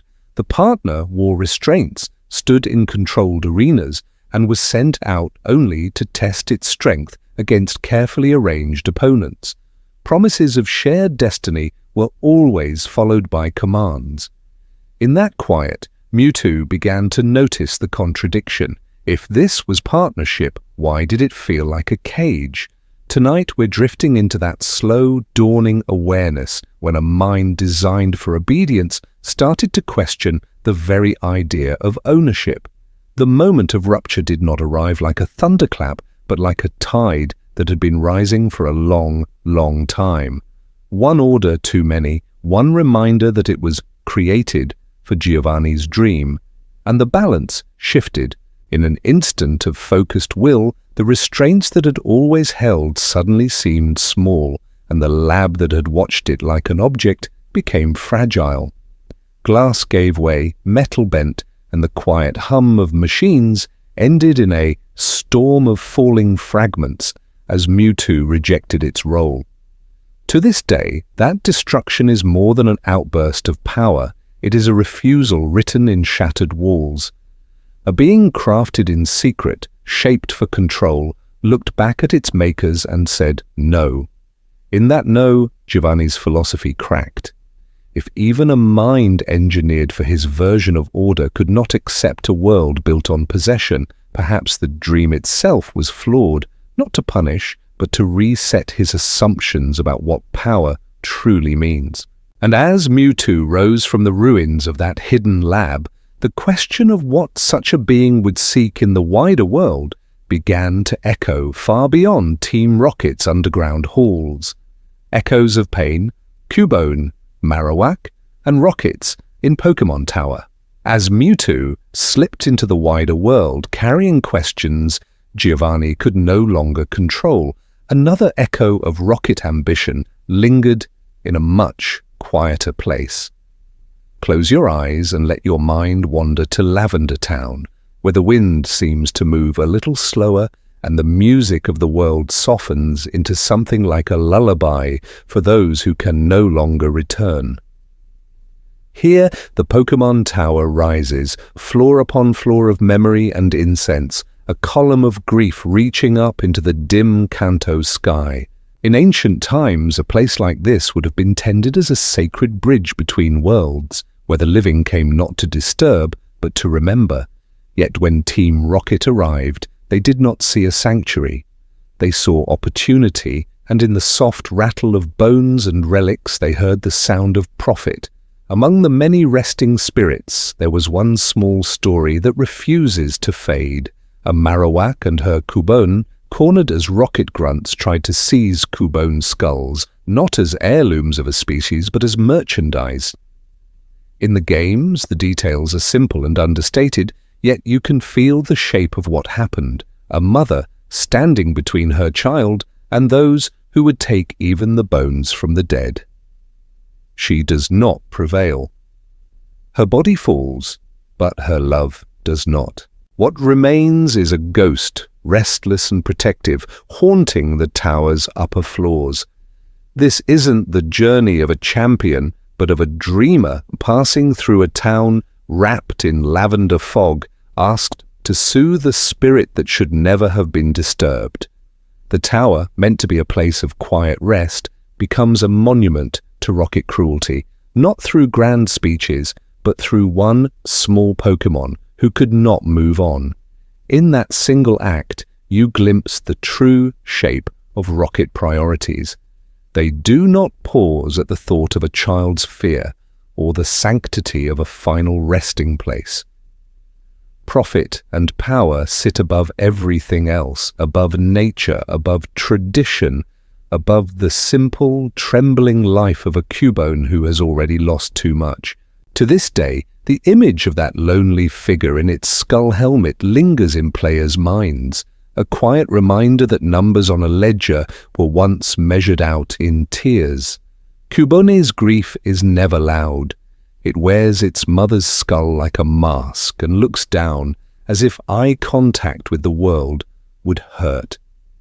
It becomes a symbol of all the unseen spaces rocket operations leave behind.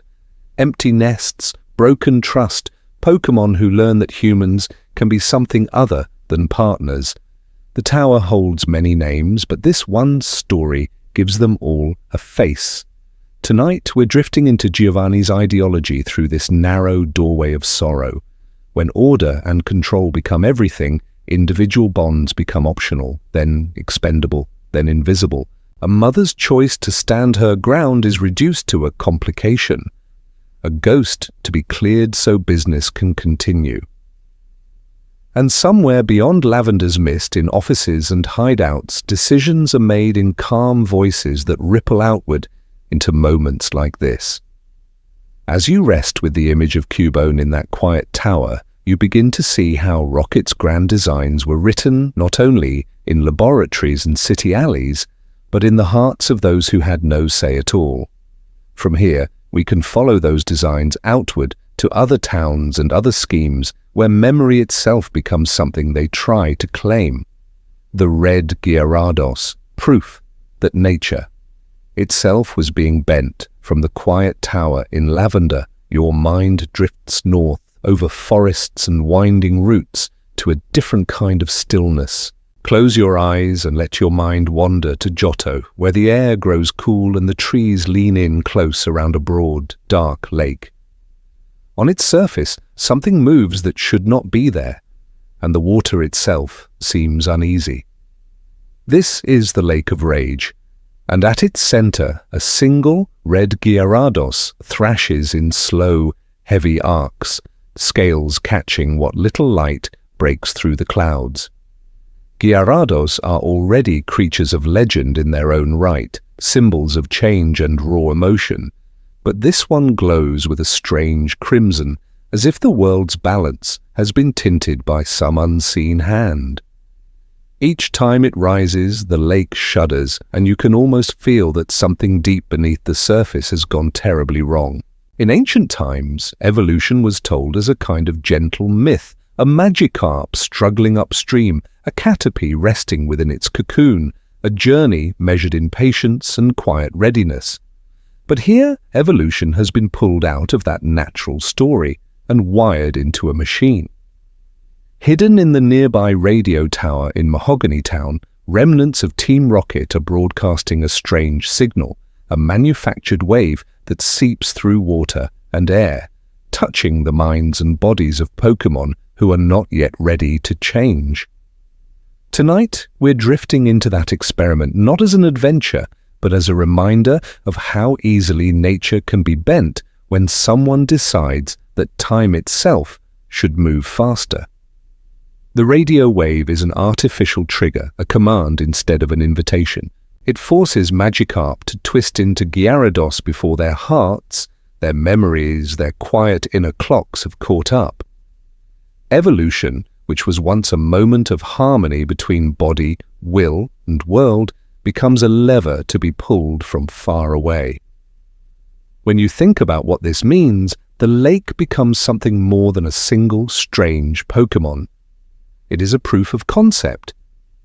If a crude signal can turn a peaceful lake into a restless cradle of forced evolution, then with refinement, that same idea could spread across regions, across seas, across the very spaces where humans and Pokémon share their days.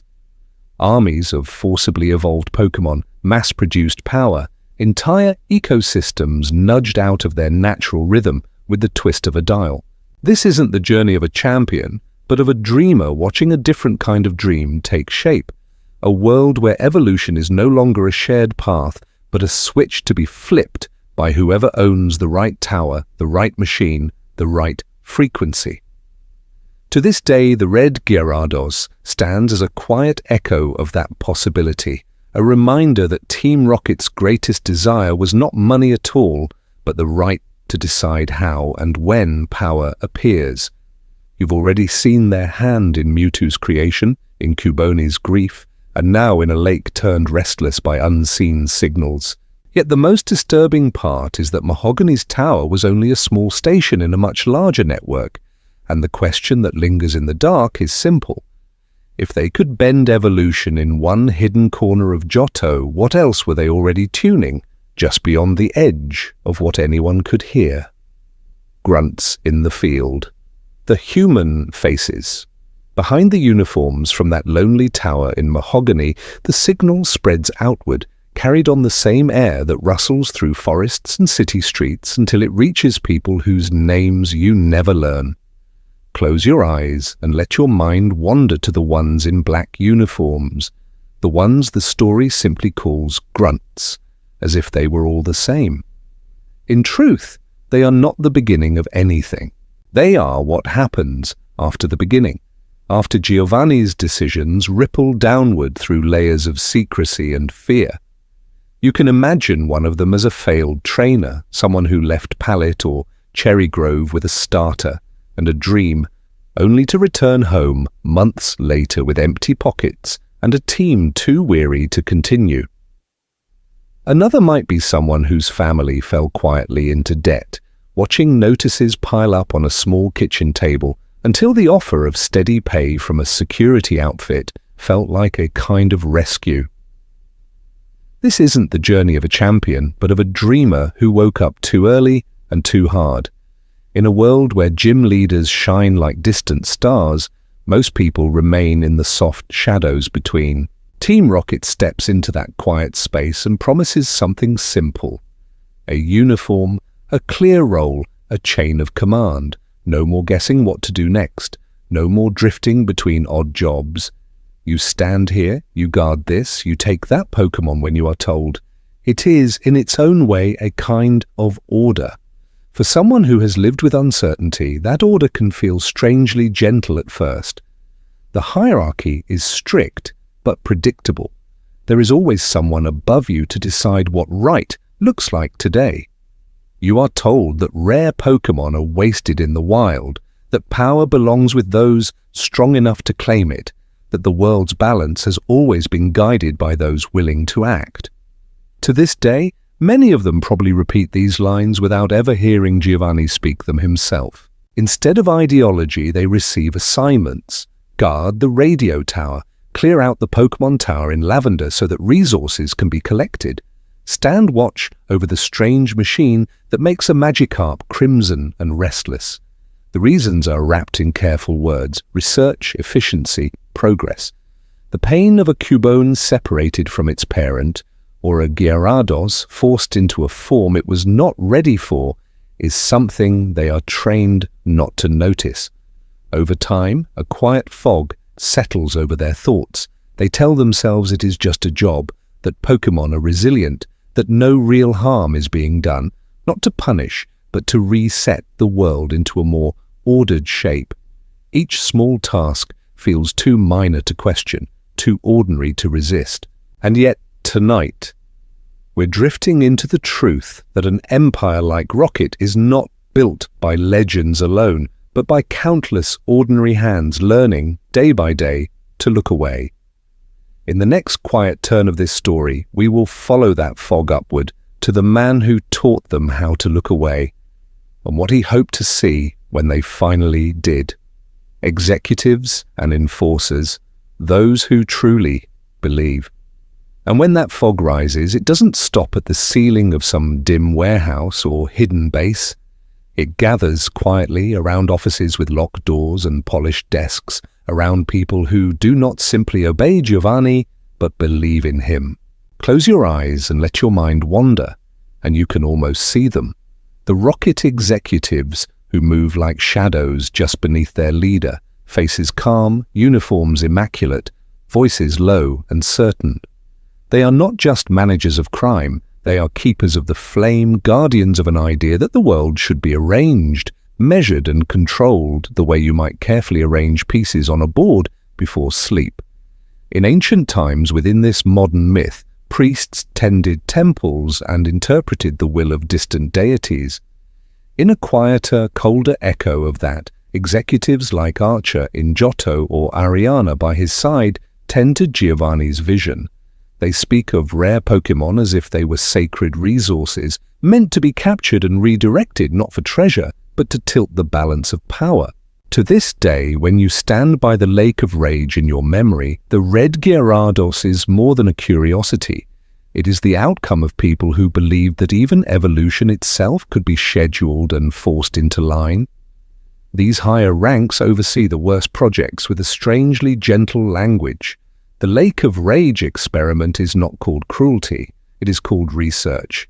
The harsh training of grunts is not framed as harm, it is called discipline. The invasion of the radio tower is not a desecration of the airwaves, but a necessary broadcast, a way to awaken their scattered world and call lost followers home. This isn't the journey of a champion, but of a dreamer turned inward, convincing themselves that every frightened Magikarp, every restless Pokémon in a cage is a step toward a better order. There is a comfort in that certainty. If you believe completely that Giovanni's design is wise, then every doubt becomes dangerous. Every question feels like betrayal. Tonight we're drifting into the minds of people who sleep soundly, not because they are kind, but because they have wrapped themselves in a story where suffering is a tool, not to punish, but to reset the world into something neater, quieter, more predictable. And so when Giovanni finally vanishes from the gym and the underground offices, his absence does not end the myth, it deepens it. It deepens. Executives like Archer do not see a failure, they see a test. They try to resurrect Team Rocket in Johto, not in the image of the man they followed, but in the image of his ideology, as if the idea itself has become their new legendary. In the next soft turn of this story, we will follow that idea outward and watch how other groups far from Kanto learn from the shadow Rocket leaves behind. The gym leader's mask, Viridian as a stage for deception. From that lingering idea, still echoing in distant groups and distant regions, your attention is drawn gently back to Kanto, to a place that feels almost ordinary. Close your eyes and let your mind wander to Viridian City, where the trees are calm, the air is soft, and at the edge of town stands a quiet building of stone and light. The Viridian Gym. On the surface, it is everything the modern Pokémon world promises you. A clean hall, polished floors, the distant sound of waterfalls behind stone walls, trainers waiting in ordered lines, ready to test your strength. You step inside as so many do, perhaps in the late afternoon, when the sun is low and the gym's interior glows with a gentle amber shade. This isn't the journey of a champion, but of a dreamer, walking into what seems like the final threshold before the league, unaware that the space itself is a mask. Because here, the gym leader is Giovanni. He stands with composed grace, a tailored suit instead of traveling gear, a Persian at his feet, and a league-approved title beside his name. In ancient times, guardians of towns were shamans, elders, or chieftains. Now they are gym leaders, woven into a system that claims to bring balance and structure. Giovanni has learned this language perfectly. He speaks of strength, of responsibility, of testing your resolve, and the league nods in quiet approval. His position opens doors that no hidden base ever could. As Viridian's leader, he moves through league circles, hearing decisions before they are public, sensing where security is strong and where it is only a story people tell themselves to sleep at night. He can recommend trainers, endorse events, and learn which researchers are studying rare Pokémon that might interest Team Rocket. Official reports, confidential conversations, whispered concerns about strange activity in places like Lavender's Tower or the Safari Zone all drift toward him as naturally as water seeks the lowest point.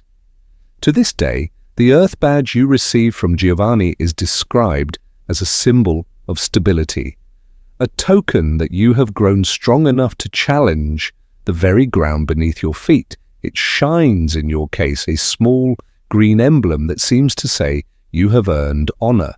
Yet in his hands, that badge is something else as well. It is proof that his double life works, that children and adults alike walk into his lair, trust his words, and leave grateful. When you accept it, you unknowingly validate the person who has ordered experiments in hidden labs, who has turned towers of memory into places of quiet exploitation. The badge becomes a mythic object with two stories layered in the same space, the one you are told and the one you are never meant to see. Tonight, we're drifting into the moment when those stories strain against each other.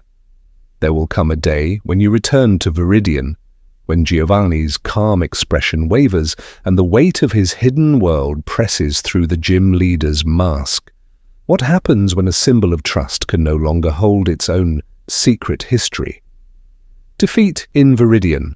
The night Giovanni's faith was shaken. In that gym, the world feels smaller at first. Just a familiar building at the edge of Viridian, a place you passed by when you were too new, too untested to be allowed inside. Close your eyes and let your mind wander, and you can almost hear the soft echo of your footsteps on the polished floor, the quiet hum of the statues watching the door, as if they are measuring the weight of your journey. Giovanni stands at the end of the room, composed, almost serene.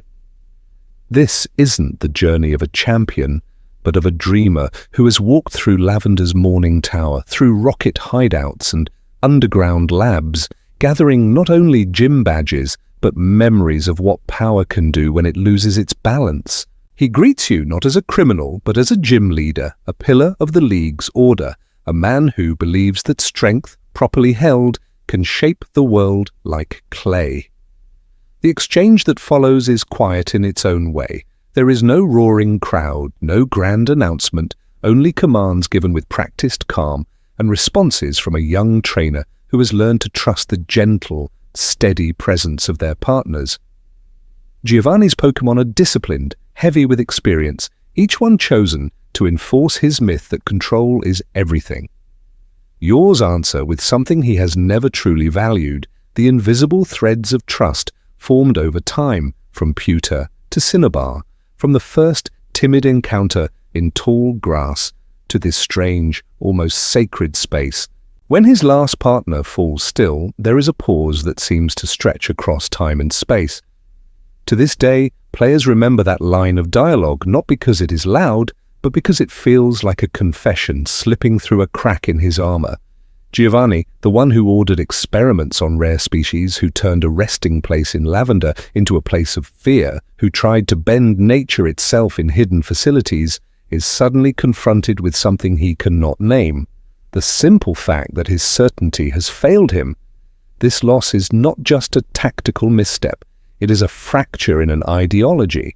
For a man who built Team Rocket on the belief that rare Pokémon, forced evolution, and absolute command could rewrite the world's structure, being overcome by a child guided by companionship is like watching an ancient statue begin to crumble from within.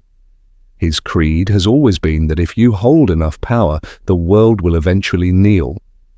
Now, for the first time, he is the one standing on unsteady ground, and so he does something that feels almost out of character. He disbands Team Rocket in Kanto, not to punish, but to reset. The words are simple, but beneath them you can sense an internal storm, a man who has glimpsed another kind of strength and cannot yet decide whether it is weakness or truth. In that moment, he has seen the power of bonds he once dismissed as sentimental. And he steps away, leaving a quiet absence where an empire once stood. Tonight, we're drifting into what that absence means, and how the shadow he leaves behind will still reach toward Johto, searching for him, and for the dream he can no longer fully believe in. The vanishing kingpin, Giovanni's disappearance, and quiet exile. His departure is not a roar, but a whisper. One day he stands in the gym, coat immaculate, Persian at his side. The next, there is only an empty arena and a badge left behind, as if the world itself exhaled, and he slipped quietly into that breath. Close your eyes and let your mind wander to that silence, to the strange calm that follows when a presence as heavy as his simply vanishes. There is no public reckoning, no long courtroom story where secrets are dragged into the light. The League does not parade him through the streets, does not speak his name with outrage or triumph. Instead, the records grow thin and vague, like an old photograph left too long in the sun. This isn't the journey of a champion, but of a dreamer trying to understand how a man can step away from an empire without a sound, leaving only rumors in the space where his shadow used to fall. In that quiet, people begin to guess. Some say he leaves out of shame, that the sight of a young trainer's bond with their Pokémon has cracked something he thought was made of stone. Others whisper that he is simply afraid, not of prison bars, but of what the League might reveal if they ever chose to speak openly about how a gym leader became a kingpin in plain sight. To this day, Viridian's fields and forests hold that question like morning fog. Did he walk away because he was defeated, or because he finally saw the cost of the path he chose? You can imagine him in exile, not far from the world he shaped, but just beyond its edge. Perhaps he watches the radio tower in Johto, listening as a scattered remnant of Team Rocket tries to call him back, their signal a lonely beacon in the night. Perhaps he hears of the red Gyarados in the lake of rage, of forced change and panicked currents, and recognizes the echo of his own philosophy in experiments carried out by those who inherited only half of his dream. In this version of the story, he is not plotting loudly, he is observing. Tonight we're drifting into the idea that Giovanni becomes a distant star, faint but still guiding, as he studies how the world adjusts without his hand pressing on the scales of balance. He sees how other groups begin to rise in distant regions, how Aqua and Magma, Galactic and Plasma, Flare and Skull will later imitate or reject the pattern he drew, each one reaching for nature, for legend, for the power to rewrite the relationship between humans and Pokémon. Even in absence, his presence lingers. It lives in the quiet corridors of abandoned rocket hideouts, in the memory of Lavender's Tower, where grief was once turned into profit, in the way people flinch at the thought of organizations that speak too confidently about shaping the world. His shadow rests in loyal hearts, still waiting for a signal, in the structures he built that others will refurbish for their own dreams, and in the myths that begin to form around a missing man who may yet be watching, somewhere just out of sight, as the next generation reaches for the same dangerous stars. A legacy that wouldn't die, rockets without their leader. His shadow lingers, but the world does not stay still and waiting. Close your eyes and let your mind wander to the quiet years after Giovanni's disappearance, when the man himself steps away, yet the shape he carved into the world remains, like a hollow in stone where water still gathers. Team Rocket is disbanded with a single order, but words cannot unwind habit, longing, and pride. In Johto you find them again, not as a grand empire, but as scattered uniforms in forgotten corners, in the Slowpoke Well, in the depths of the radio tower, in little hideouts that feel more like echoes than headquarters. They cling to the old name like a fading banner, convinced that if they say Team Rocket often enough, the past will solidify and their missing leader will step back into place. Without Giovanni's quiet, calculating presence, something subtle changes. This isn't the journey of a champion, but of a dreamer walking through the ruins of an idea. Some remnants strip the story down to its simplest layer and chase money openly now, talking about ransoms and rare Pokémon sales, without the careful masks he once wore. Others turn away from coins and toward experiments and power, as if the only way to call Giovanni back is to prove that his dream was right all along. In Mahogany Town, they send a strange signal through the lake of rage, forcing Magikarp into unnatural crimson forms, trying to command evolution itself. In the radio tower, they hijack the airwaves, not to play music, but to send a plea across time and space, a broadcast meant for one man's ears. To this day, that image feels strangely lonely, a group of uniforms in a sacred place of memory, speaking into the sky, hoping their absent master is listening. Without a single guiding hand, the idea of rocket begins to fray. It becomes looser, more chaotic, like a myth that has been retold too many times around too many campfires. One cell remembers Giovanni as a provider of wealth, another as a prophet of human control over nature, another as a scientist's patron. Each chooses the piece that comforts them, and in doing so, they create new dangers because there is no longer anyone to say enough when cruelty or ambition tilts the balance too far. In ancient times, legends say that when gods withdrew, their temples did not stay empty for long. Other spirits moved in, other names were whispered, and the old rituals were copied, twisted, or rejected. Tonight, we're drifting into that same pattern on a human scale. The blueprint rocket left behind, uniforms, slogans, laboratories, grand plans for reshaping the world does not vanish when its architect steps away. It drifts, waiting.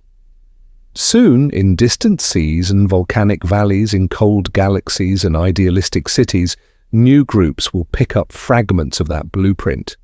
Some will flood the world, some will dry it, some will reach for the stars themselves.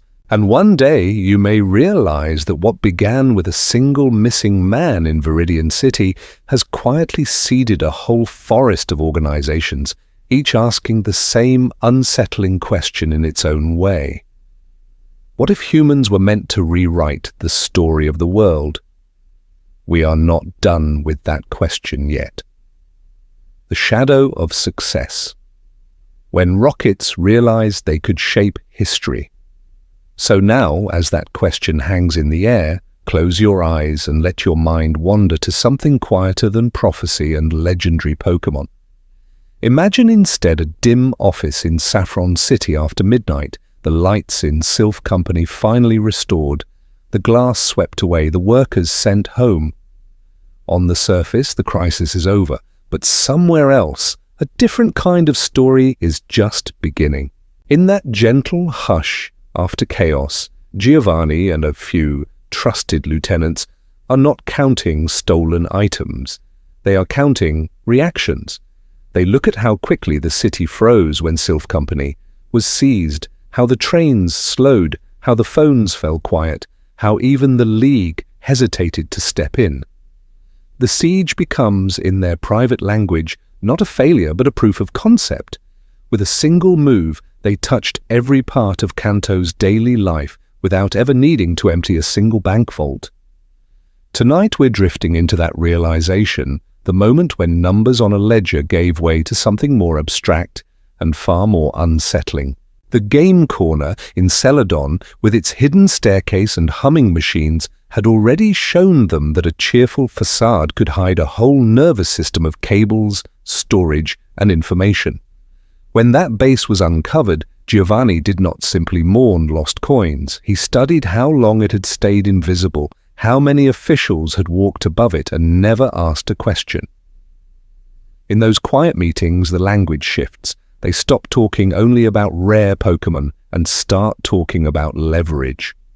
About how controlling a company like Sylph means shaping the very technology that trainers carry in their hands. About how occupying Pokémon Tower in Lavender, or later, a radio tower in Johto, means shaping what people remember and what they hear. This isn't the journey of a champion, but of a dreamer who has chosen a darker dream, not to win matches, but to adjust the world's balance from behind a curtain. To this day, it is easy to picture Team Rocket as a simple gang, chasing profit and power in a straightforward way. Yet in these dim rooms, they begin to think less like thieves and more like an invisible government. They map the flow of information, the soft underbelly of public fear, the way a rumor about restless spirits in Lavender can move people more effectively than any law. They notice how a single announcement from a captured radio tower can send trainers, rangers, even gym leaders quietly changing their routes. In ancient times, myths spoke of gods who reshaped the land, not to punish, but to reset the balance of nature. Giovanni, studying reports and maps, begins to sketch a human echo of that idea. If you can control technology, you can redirect progress. If you can control memory, you can redirect history. And if you can control fear, you scarcely need open force at all. Close your eyes and let your mind wander just for a moment into one of those rooms. A clock ticks, papers rustle. No legendary Pokémon appears, no great beam of light splits the sky. Only small, unseen decisions are made and then filed away. Yet from those gentle, almost forgettable moments, a path is drawn that later groups, Aqua and Magma, Galactic and Plasma, will quietly follow, each taking Rocket's hidden blueprint and asking how much further it can be pushed. We are moving now from simple schemes to social engineering, from stolen goods to stolen narratives. And in the next part of our story, you will see how this new way of thinking turns experiments, towers, and even a single cloned Pokémon into tools for rewriting what humans believe is possible. Echoes in the water. How Team Rocket's methods inspired Aqua and Magma. We are leaving Rocket's towers and laboratories now, but not their reflection. Close your eyes and let your mind wander, and you can almost hear their echo carried across the sea, reaching another shore, another region, another kind of dream. In Hoenn's quiet myths, people speak of oceans that once climbed the sky and continents that once glowed with molten light. Tonight, we're drifting into the world of Team Aqua and Team Magma, and you will see that they are not isolated extremists appearing from nowhere, but inheritors of a pattern Giovanni helped perfect. Organized ambition, wrapped in a story grand enough to make ordinary people forget to be afraid. Giovanni believed that if he could control rare Pokémon and the people who depended on them, he could correct what he saw as a flawed balance. Archie of Team Aqua and Maxie of Team Magma simply changed the scale of that dream. Where Giovanni sought cities and regions, they dreamed of oceans and continents. Archie gazed at the sea and saw a world choked by land. Maxie stared at the land and saw a world suffocated by water. Each of them, like Giovanni, trusted only their own judgment, convinced that they alone could adjust the world into something purer. This isn't the journey of a champion, but of a dreamer, standing at the edge of the shore, listening to those convictions. You notice how their methods feel strangely familiar. Uniformed grunts move in quiet lines, repeating slogans they did not write. Secret bases hide in caverns behind waterfalls beneath the earth, much like Rocket's hideouts tucked under casinos and radio towers. They steal advanced technology, scanners and orbs and submarines, the way Rocket once stole research notes and experimental machines. Different symbols, different colors, the same careful machinery of control. In ancient times, legends say that calling upon beings like Kyogre and Grudon was a sacred act, done with reverence and fear, not to punish, but to reset the world when it drifted too far from balance. Team Aqua and Team Magma reach for these beings not with prayer, but with devices and plans, willing to endanger whole Pokémon ecosystems as a step toward their imagined perfection. Flooded coasts, scorched fields, habitats erased in the span of a single decision. For them, these are acceptable losses inside a larger story. Somewhere between regions, in ship's cabins and research stations, quiet stories of Team Rocket's exploits must have traveled. To this day, you can imagine a young researcher in Hoenn hearing how a small, disciplined group once bent Kanto's memory around a tower in lavender, or twisted the very nature of a Pokémon in a lab beneath Cerulean's waves, and thinking, if they could change the rules, perhaps we can change nature itself. And if Rocket's unseen blueprint can ripple outward into Hoenn's seas and mountains, touching the hearts of those who would wake sleeping titans, then you have to wonder how far that shadow truly spreads from the oceans to the stars above, and eventually to the fragile fabric of reality itself. Beyond land and sea, Galactic's cosmic dream and Rocket's terrestrial roots, from the oceans and the sleeping titans, your thoughts can drift upward, past clouds and quiet stars, to a different kind of ambition. Close your eyes and let your mind wander, and imagine that same desire to change the rules of the world lifted from the seafloor and set against the canvas of the cosmos itself. In Sinnoh, that desire takes the shape of a man named Cyrus. Where Giovanni stood in polished shoes in a Viridian gym, half mentor and half monarch, Cyrus stands apart from people entirely, a cold outline against the night.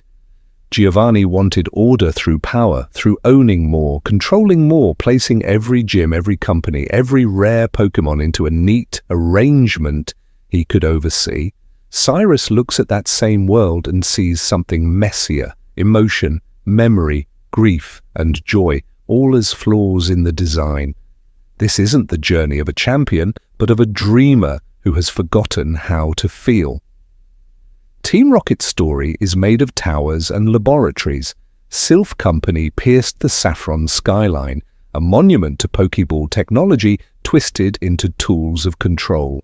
In a hidden lab, Mewtwo's existence whispered that even the most ancient, mythical genetics could be rewritten in glass tanks and humming machines. In Mahogany's quiet, a strange radio signal forced Magikarp toward a crimson, unnatural evolution. All of these were experiments in one idea, that humans could reach into nature's patterns and rearrange them. Team Galactic inherits that idea but stretches it across time and space themselves. Instead of office buildings, they study the energies that swirl around Spear Pillar. Instead of corporate takeovers, they seek Dialga and Palkia, the very embodiments of time and space, not to worship, but to command. Where Rocket once asked, what if a single Pokémon could be redesigned? Galactic asks, gently and terribly, what if the entire universe could be restarted not to punish, but to reset? If you trace the line carefully, it feels almost like a quiet evolution of a myth. In ancient times, people watched storms and tremors and told stories to explain them. In more recent times, rocket scientists watched cloned cells divide, watched signals alter evolution, and learned that the rules of the world were not as fixed as they seemed. To this day, you can imagine researchers, radicals, and dreamers reading secret reports, seeing what Giovanni's people had done in their basements and corporate towers, and deciding that nothing, not even time and space, should be considered sacred. Tonight, we're drifting into that unsettling thought that somewhere someone saw Mewtwo open its eyes, saw a red Gyarados churn the lake into a mirror of blood-red light, and concluded that if such changes were possible, then reality itself might be editable. From a quiet lab in Kanto to a distortion of reality above Sinnoh's peaks, there is a single, fragile thread of human curiosity, stretched thinner and thinner, waiting to touch whatever lies beyond the sky. Chains and ideals, Team Plasma, and the twisted legacy of Rocket's cruelty. From that thin thread of curiosity stretching over Sinnoh's peaks, your mind can drift sideways to another region that watched those same experiments from afar and shivered. Close your eyes and let your mind wander for a moment to Unova, where the memory of what groups like Team Rocket had done did not simply fade into the background. It curdled into speeches, into slogans, into a new kind of promise. Team Plasma arrives in the story dressed in the language of mercy. They stand in plazas and quiet city squares, robes fluttering, and speak of Pokémon suffering in cramped Pokeballs, of partners pushed beyond their limits. On the surface, it feels gentle, almost noble, as if the world has finally listened to the unmarked graves beneath Lavender Town and the echo of a red Gyarados forced into existence. Yet beneath those careful words, their structure is strangely familiar. A clear leader, unquestioned sages, grunts who obey, a hidden hand that moves people like pieces on a board. When Getsis talks about cruelty, you can almost hear the ghosts of Rocket's choices in his voice. The stolen Cubone skulls in the tower, the experiments that twisted Mew's quiet myth into Mewtwo's lonely awakening, the way rare species were treated as tools to bend time and space itself. Plasma's rhetoric is filled with images of chains and cages, of unseen laboratories where nature is edited and sold. They do not name Rocket, but the shadow is there, an older story of harm that gives their arguments weight.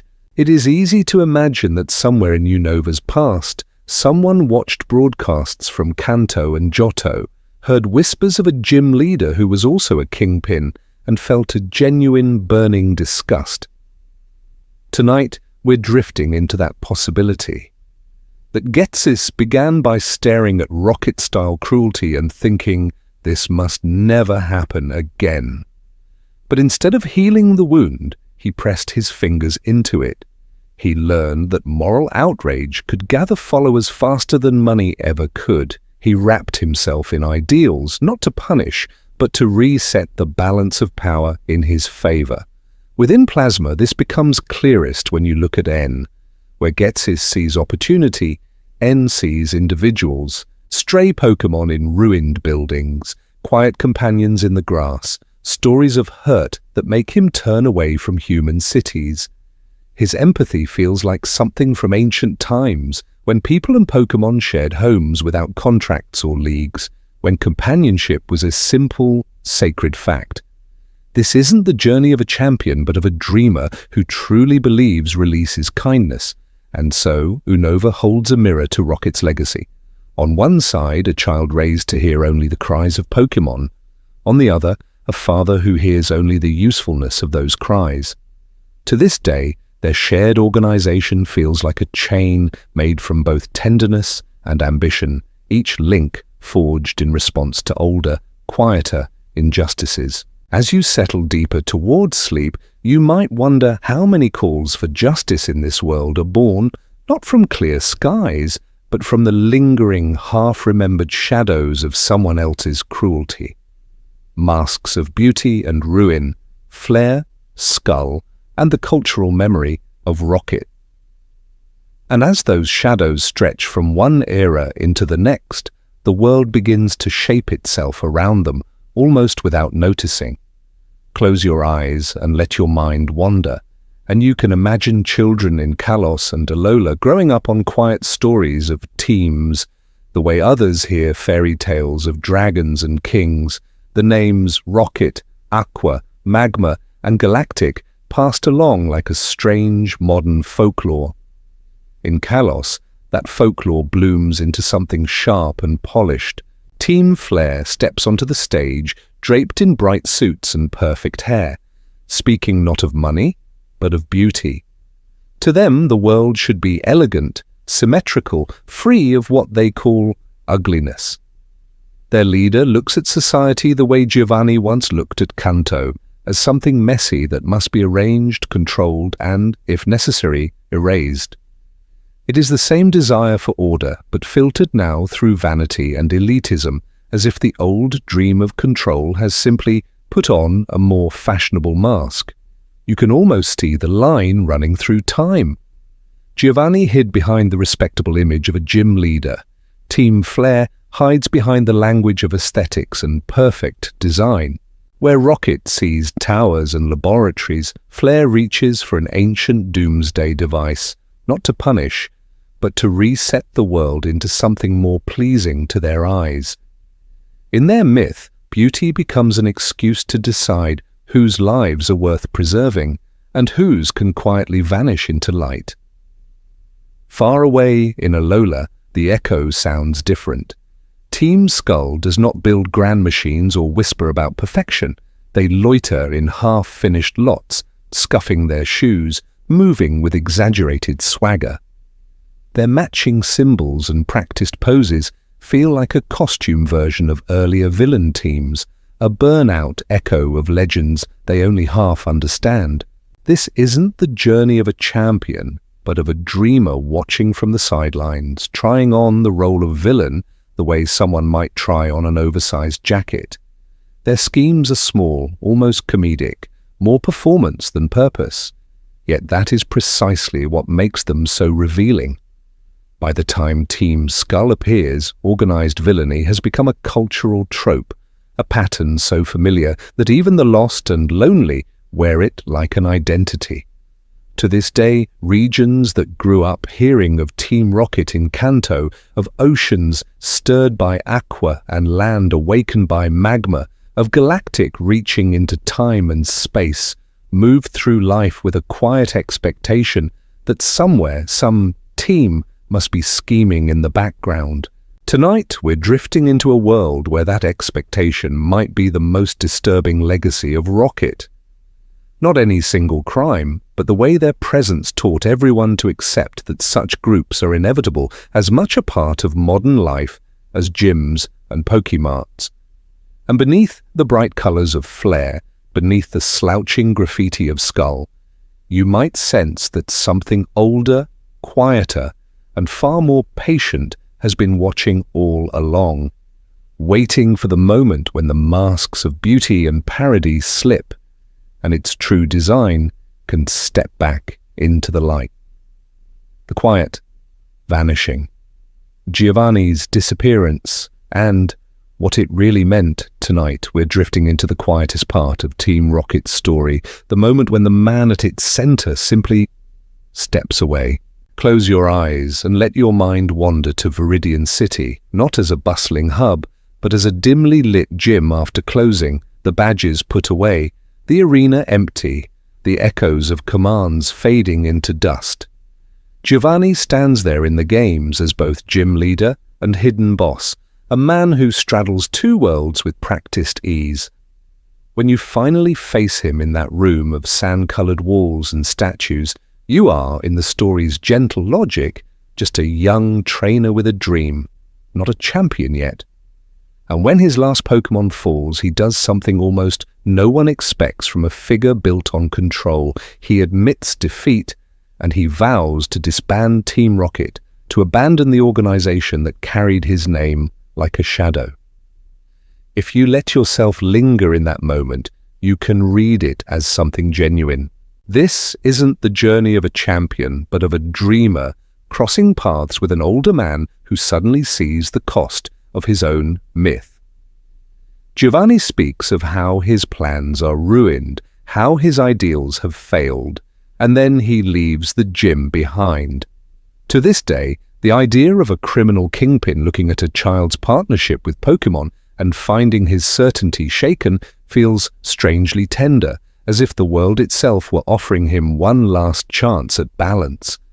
Perhaps in that quiet, he remembers Lavender Town, where his followers disturbed a tower of restless spirits, and the way Cuboni's sorrow became a symbol of something deeply wrong. Perhaps he thinks of experiments whispered in laboratories, of power drawn from nature not to punish, but to reset the order in his favor, and realizes that every step toward control has only deepened the distance between human and Pokémon. In that reading, his disappearance is a retreat into reflection, an old leader choosing sleep over endless schemes. But there is another way to see it, just as softly unsettling. Giovanni is not a man unused to long games. You might imagine him realizing that Team Rocket has become too visible, too loud, its red R splashed across radio towers and game corners, its presence no longer a rumor but a spectacle. In this version of the story, his vow is not a surrender, but a shedding of skin. The public face dissolves, the grunts disperse, yet the networks remain underground, quiet as roots in the dark.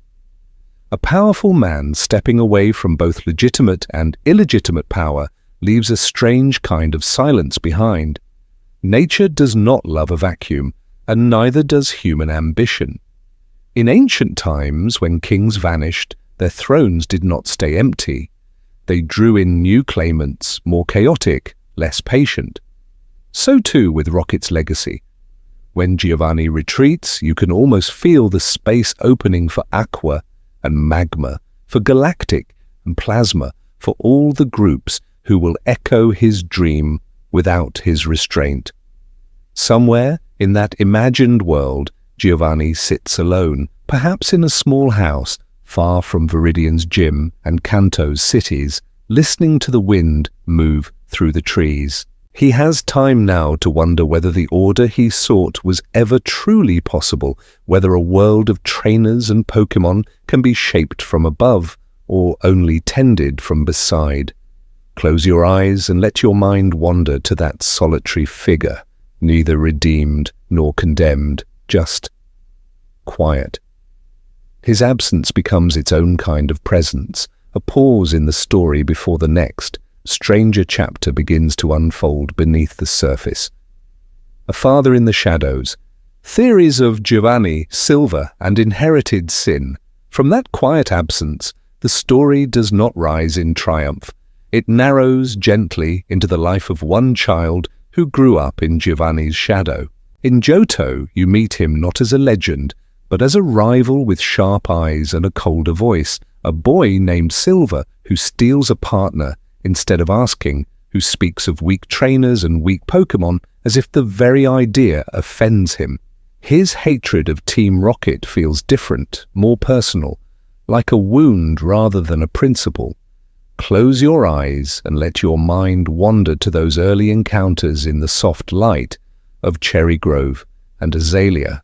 Silver appears in the quiet spaces between towns, in the corridors of slow, echoing caves, always pushing forward, always alone. He does not talk about justice or law or even kindness. He talks about strength, about rejecting the corruption of Team Rocket with a vehemence that suggests he is really arguing with someone who is no longer there. To this day, players return to a simple, haunting theory that Silver is Giovanni's son. The games leave small footprints pointing in that direction, a man in Kanto who remarks that Giovanni's child has red hair, a few careful lines in developer commentary that lean toward confirmation without ever quite saying the words aloud. When you place that quiet clue beside Silver's distance, his refusal to use his family name, his anger when Rocket resurfaces in the radio tower, the story shifts. It is no longer only a tale of a troubled rival, it becomes a myth about inherited sin. Imagine growing up in Viridian City, where your father is both gym leader and something else, something whispered.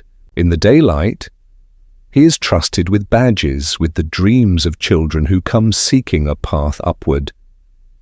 In the shadows, he sends men and women into places like Pokémon Tower in Lavender, and later to Johto's sacred radio tower, not to punish, but to reset the balance of power in his favor.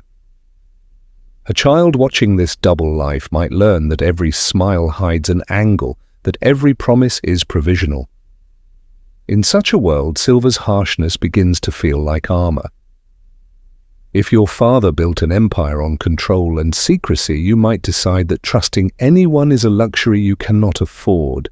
His rejection of Team Rocket is not just moral, it is a rejection of the part of himself that looks like Giovanni, a refusal to be another link in a chain of quiet harm.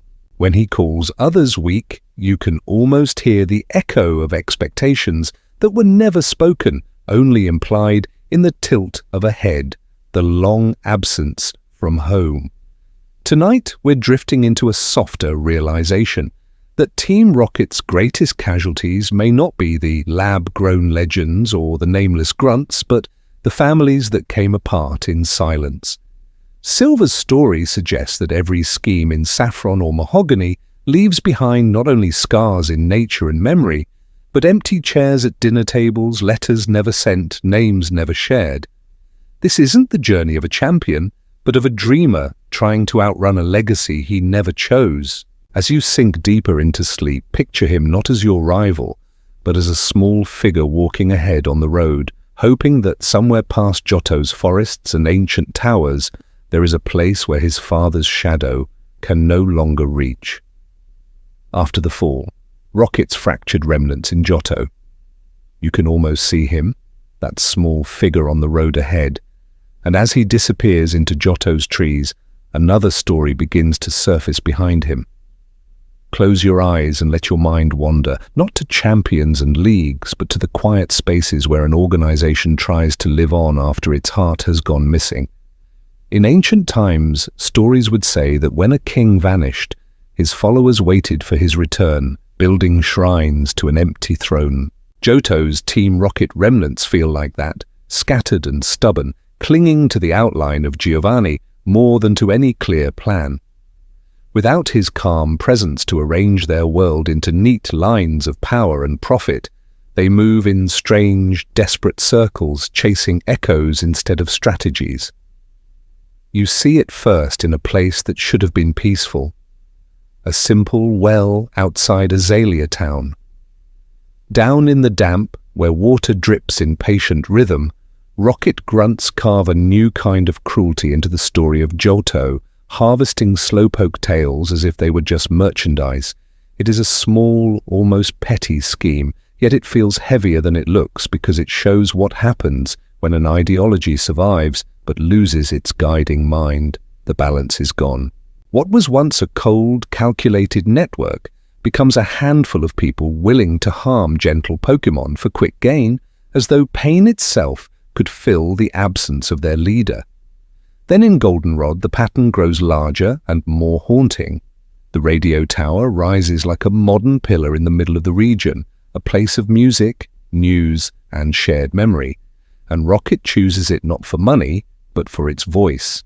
Tonight, we're drifting into that takeover, where uniforms are pulled back on like old, familiar dreams, and an entire broadcast station is turned into a beacon aimed at one man.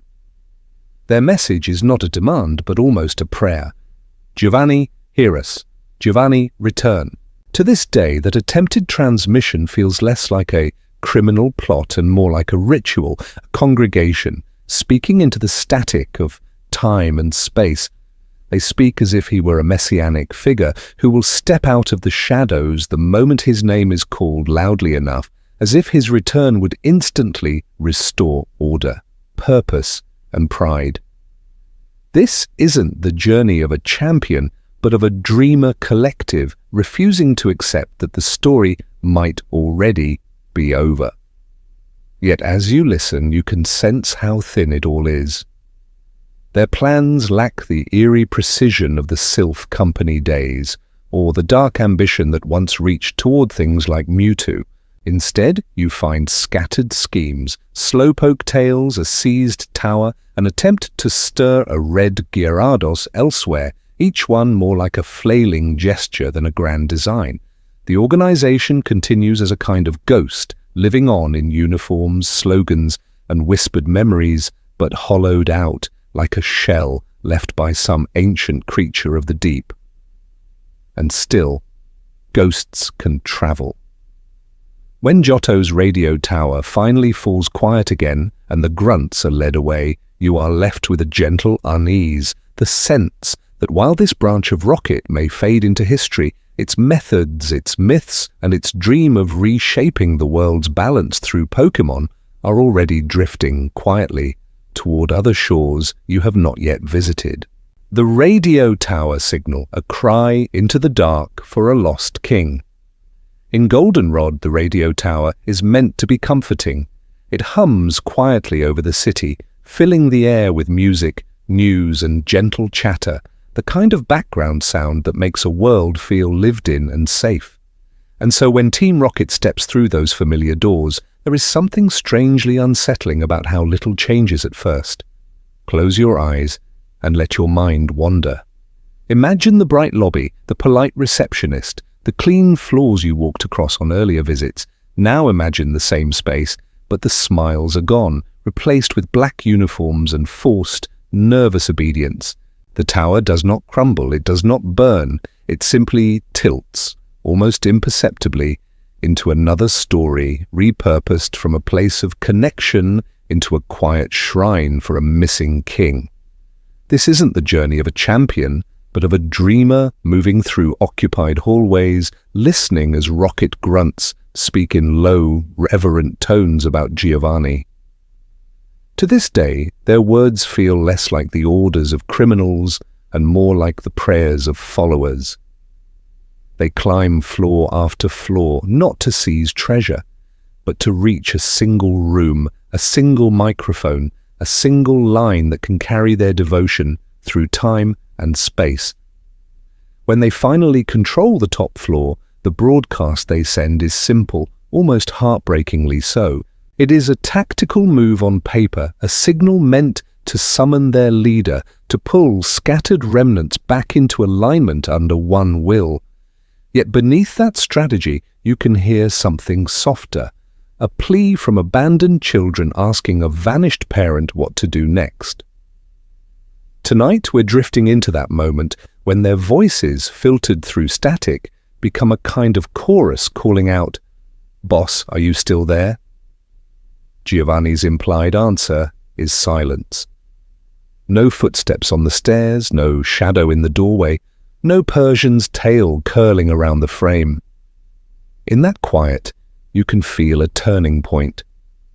Perhaps he has truly walked away from the world he tried to reshape, choosing obscurity over the endless cycle of control and consequence. Or perhaps he hears everything somewhere far off, but allows the message to pass through him like wind through ancient ruins, choosing not to return, not to punish, but to reset his own story by absence.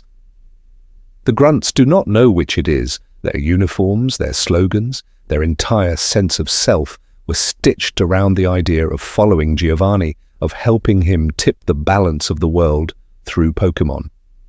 Now they stand in a glittering tower, surrounded by equipment they barely understand, clinging to a voice that will never answer. There is a sadness in that image, a kind of quiet grief that lingers long after the signal fades. When the tower is freed and the normal broadcasts resume, the airwaves seem to heal, but some part of that message keeps traveling, an echo drifting through the night. Somewhere beyond Johto, other ears, other ambitions may be listening, ready to inherit this myth of reshaping the world, not through open war, but through signals, symbols, and stories that reach much farther than any single man. From Kanto to the world, how Rocket's blueprint spread across regions, that echo from Johto does not fade, it drifts outward, carried on radio waves and rumor, until it becomes something larger than one man in a dark suit. Close your eyes and let your mind wander, and you can almost trace the pattern Team Rocket left behind, a quiet blueprint for how to bend the world without ever declaring open war. At its heart, the rocket design is simple and strangely elegant. There is a single leader, charismatic or cold, whose will becomes the center of gravity. Around him, uniformed grunts move like shadows, interchangeable yet bound by a shared symbol. They gather in secret bases beneath cities, inside mountains, or hidden among ordinary buildings using stolen or twisted technology to reach further than their own hands ever could. And above it all, there is a grand story they tell themselves, that by controlling rare Pokémon, by seizing channels of memory and communication, they can reshape the balance of the world. From Kanto, that story seems to seep into the soil of other regions. In Hoenn, Team Aqua and Team Magma wear their uniforms like modern tribal markings, blue for the sea, red for the land. Their hideouts hum with machines, but their dreams are ancient, calling on Kyogre and Grudon to swell oceans or awaken continents, not to punish, but to reset a world they believe has drifted from nature.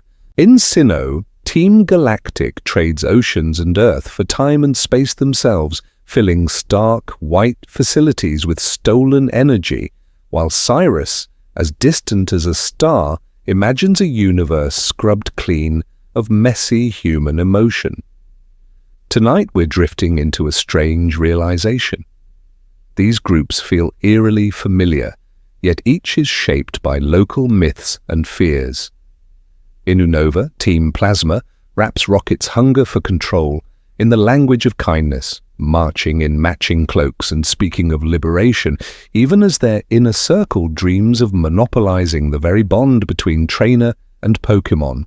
In Kalos, Team Flare dresses their ambition in fashion, red suits glowing like embers, building secret laboratories to power a doomsday weapon born from ancient sorrow. Even Team Skull, loose and shambling under a Lola's sun, still clings to the idea of a symbol, a shared style, a leader whose pain gives direction to lost, drifting youth. Some of these teams might have quietly studied Rocket's history, reading between the lines of censored reports and whispered stories about a gym leader who was also a kingpin.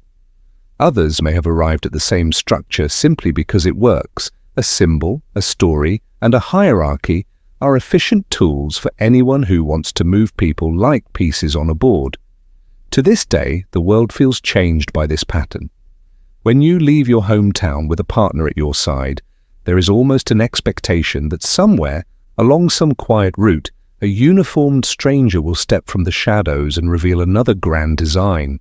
This isn't the journey of a champion, but of a dreamer, tracing invisible threads between distant regions. As you drift towards sleep, you can imagine those threads glowing softly in the dark. An R, an A, a spiral, a skull, different emblems telling the same old myth about control and longing, whispered in many accents, under many skies, all part of one continuous, restless story. Not about money, the deeper hunger driving every team. Those glowing emblems fade, and in their place another image settles in your mind, a red R on a black field, simple, bold, almost childish. Close your eyes and let your mind wander, and you can feel how easy it is to say that R stands only for robbery, for coins and contraband, and hurried deals in the dark. But when you look more quietly at their story, the money begins to feel like a costume, not a heart. Team Rocket steals, smuggles and extorts, yes, yet they rarely go after vaults or banks. Instead, they reach for places where the world's meaning feels thin and fragile. In Lavender Town, they climb the Pokémon Tower, not to empty safes, but to harvest Cubone skulls and seize a sacred resting place, trying to turn grief itself into a resource. In Goldenrod, they seize the radio tower, not to grab cash, but to occupy a voice that echoes across time and space. Giovanni stands at the center of this, a man who lives comfortably in two worlds. To this day, the idea of him as both Viridian gym leader and Rocket boss feels less like a plot twist and more like a confession about how power really behaves. He is not satisfied with the world as it is. The League, the badges, the quiet routines of trainers moving from town to town, all of it seems to him like a fragile illusion. In his own mind, he is the one who sees clearly, the one qualified to impose order where others see only chance. And in other regions, you meet new faces with the same old hunger, wearing different colors. Cyrus of Team Galactic stares up at the stars and decides that emotion itself is a flaw, dreaming of a universe scrubbed clean of pain and warmth. Getsis uses the language of kindness and liberation to cradle his own desire to rule alone. Lysandra looks at the beauty of Kalos and decides that because it cannot last forever, he must decide who is worthy to remain. None of them speak first of money. They speak of correction. Around them gather grunts in simple uniforms, men and women whose names you rarely learn. They stand guard in dim corridors, repeat slogans, and send out undertrained Pokémon with quiet determination. Many of them, you sense, did not come for riches. They came because the world felt too large, too unsteady, and someone offered them a story to stand inside, a place to belong, a direction to walk, the promise that by wearing this symbol, they would matter to something greater than themselves. Tonight, we're drifting into a gentler, more unsettling thought. That the true engine of these organizations is not greed, but a deeply human wish to press meaning onto a chaotic world, even if that pressure leaves scars. The stolen Pokémon, the experiments with Mewtwo, the forced evolution of a red Gyarados, the Cubone who never sees its parent again, these are not accidents. They are the cost these groups are willing to pay to make their inner myth real. This isn't the journey of a champion, but of a dreamer, noticing how that same desire hums softly in ordinary lives. In professors who catalogue every species to bring order to nature, in gym leaders who shape towns around their chosen type, in you, the quiet trainer who keeps walking, collecting badges like tiny proofs that the world can be understood. As you drift towards sleep, you might feel a small, uneasy question settling beside you.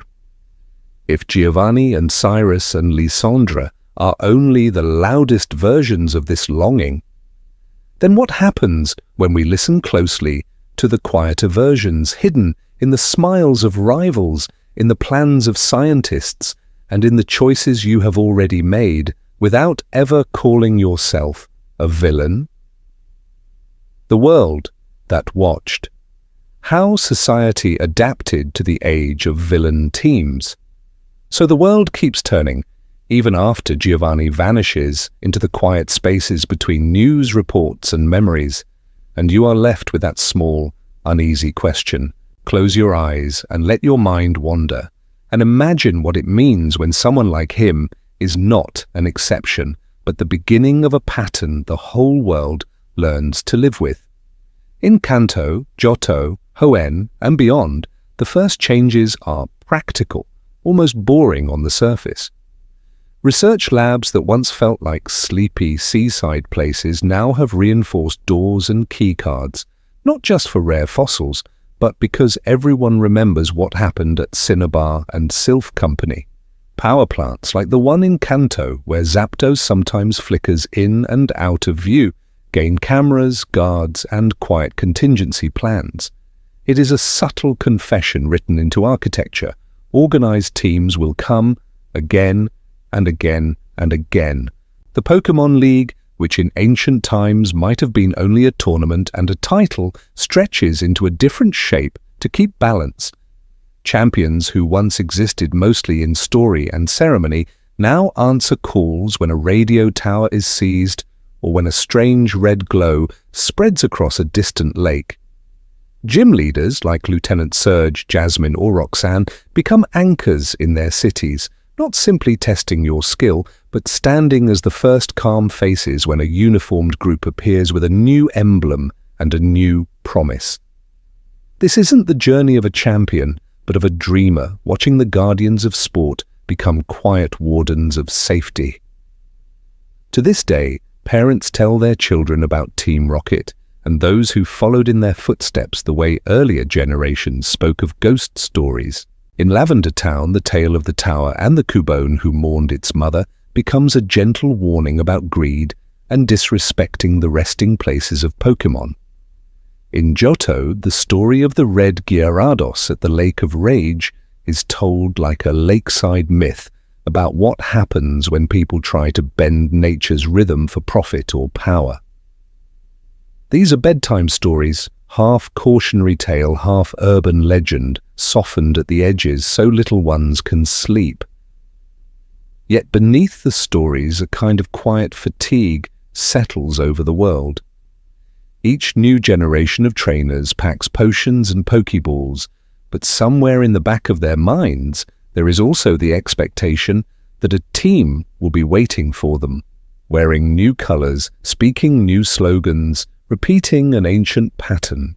People still open cafes, still walk along cycling roads, still stop to watch Pidgey trace circles in the sky, but there is a shared understanding that calm is something you maintain, not something you can assume. Tonight we're drifting into that in-between space where danger is familiar, but life continues, and where the League's bright arenas cast longer, quieter shadows. And in those shadows, the next emblem is already being stitched, as if the world itself has learned to expect it. The Dreamer's Path. Why it's always a child who stops them. In those shadows, where emblems are stitched and unstitched, something else keeps repeating, almost like a quiet myth that the world tells itself to stay in balance, Whenever an organization like Team Rocket rises with its adults and its orders and its polished symbols of control, the one who stands in their way is almost always the same. A young trainer, newly begun. Often silent, often nameless, except for the name you give them in your own story. Close your eyes and let your mind wander, and you can see them. The child walking into Lavender Town, feeling the chill of Pokémon Tower before they have words for grief. The child stepping into the radio tower in Goldenrod, hearing the false rocket broadcast humming through the air like a bad dream. Around them, grown people look away, or are trapped, or are quietly complicit, and yet the one who climbs each floor is small, determined, and strangely calm. This isn't the journey of a champion, but of a dreamer. The adults in these stories, especially those in uniforms, tend to see Pokémon as instruments, as pieces on a board that can be moved to bend nature and memory to their will.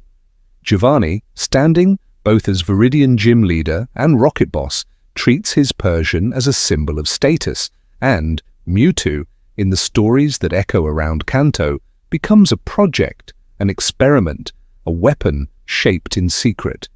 Everything is arranged, calculated, named. The child, by contrast, rarely speaks.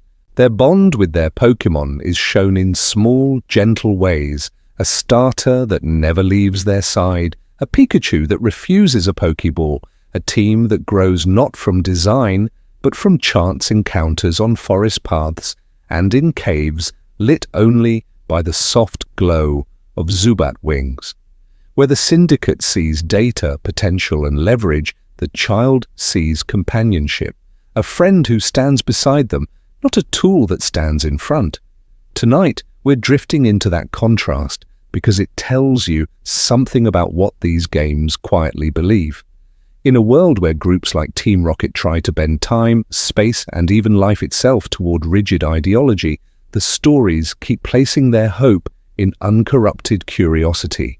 The young trainer does not argue with Giovanni's worldview, they simply move through it, guided by compassion, by a sense that what is wrong should be gently set back into balance. To this day, every new region repeats the pattern, as if answering the disturbing truths behind these organizations with a soft reassurance. Where there is a tower taken over, a cave disturbed, a laboratory humming with experiments not to punish but to reset the order of things, there is also a child who arrives, looks, listens, and chooses differently. The dreamer unmakes the tyrant not with grand speeches but with quiet persistence. And as you drift through your own memories of walking these routes, you might feel that you, too, have been part of this long tradition of gentle rebellion, moving through an ancient, living world that keeps trusting its future to someone small, curious, and just beginning. Lingering ghosts. Unanswered questions about Rocket's true reach. And as that tradition of gentle rebellion settles in your thoughts, another, quieter realization begins to surface, like an old photograph found at the bottom of a drawer. Team Rocket's story, the one you're told in gyms and towers and dimly lit hideouts, feels finished on the surface. Yet so many threads are left trailing into the dark. Close your eyes and let your mind wander to the places the games only let you glimpse. In Kanto and Johto, you see a few bases, a few laboratories, a few clusters of uniforms and that familiar red R, but you are also shown hints of something wider. Scientists vanish from known facilities without explanation. Side rooms in Sylph Company and the Rocket Warehouse feel prepared for occupants who never arrive. There are cages and machines clearly built for more than the Pokémon you actually see. To this day, you are never told where every Mewtwo researcher went after the project collapsed, or whether other prototypes were attempted in secret, stored in hidden labs you never quite reach.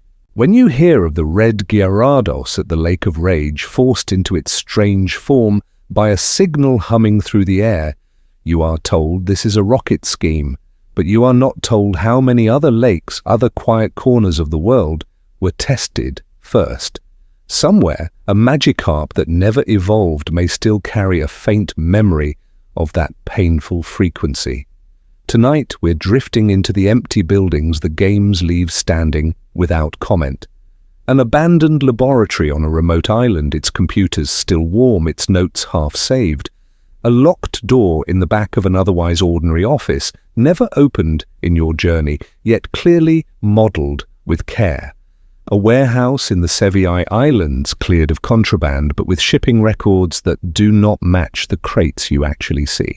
The world feels large, and Rocket's shadow feels just a little larger than the part you can touch.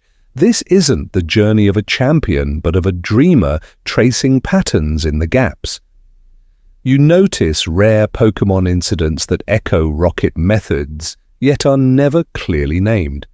A cluster of unusually aggressive psychic types near a decommissioned power plant, normal-type Pokémon behaving in perfect, unnatural synchronization near a disused radio tower, fossils in a remote cave arranged almost ritualistically, as if someone had been trying to coax something ancient awake, not to punish, but to reset the balance in their own image. Giovanni himself becomes another unanswered question.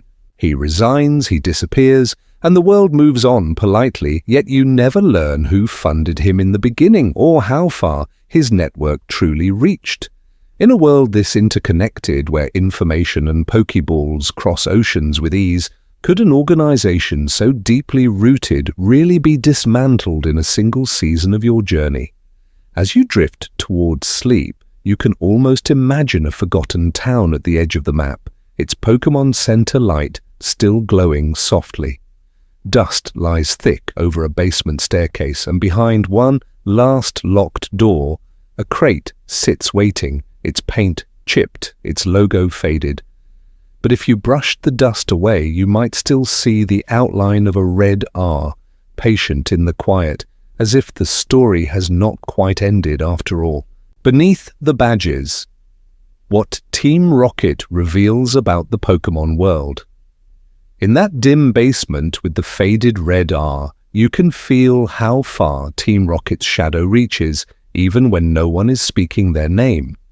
Close your eyes and let your mind wander, and you start to notice how their presence touches almost every quiet corner of this world, from the homes where Kubona mourns beneath a stolen skull, to the small businesses in Celadon paying protection in silence, to the research labs where someone once whispered the word Mewtwo like a promise. It is not only criminals in back alleys who carry their mark. Families feel it in Lavender Town, where the tower was not just a graveyard, but a sacred place of memory turned into a marketplace for bones. Scientists feel it in the echo of experiments that pushed beyond nature's balance, from the artificial birth of Mewtwo to the red Gyarados, shimmering unnaturally at the lake of rage. Even children on their first journey feel it, when the Viridian gym leader they trust with their dreams is, quietly, the same man who commands the organization beneath that R. In ancient times, stories of danger wore the faces of legendary Pokémon and great disasters, but in the modern era, the danger often looks like paperwork and polished floors. Giovanni holds a league-sanctioned title, and to this day, no one in-universe ever truly explains how regional governance allowed that overlap. The League is meticulous about gym badges and tournaments, yet somehow a criminal empire grew beneath its own roof, suggesting that competition was watched more carefully than protection. When you look gently at the pattern, you can see gaps everywhere. There are no clear safeguards when researchers reach for power beyond what they understand, no consistent guardians watching over places like the radio tower in Johto or Sylph Co in Saffron, where information and technology are gathered like another kind of legendary energy. Team Rocket does not simply steal. They occupy towers, laboratories, and sanctuaries, testing the seams of the world's institutions and finding where the stitching is thin.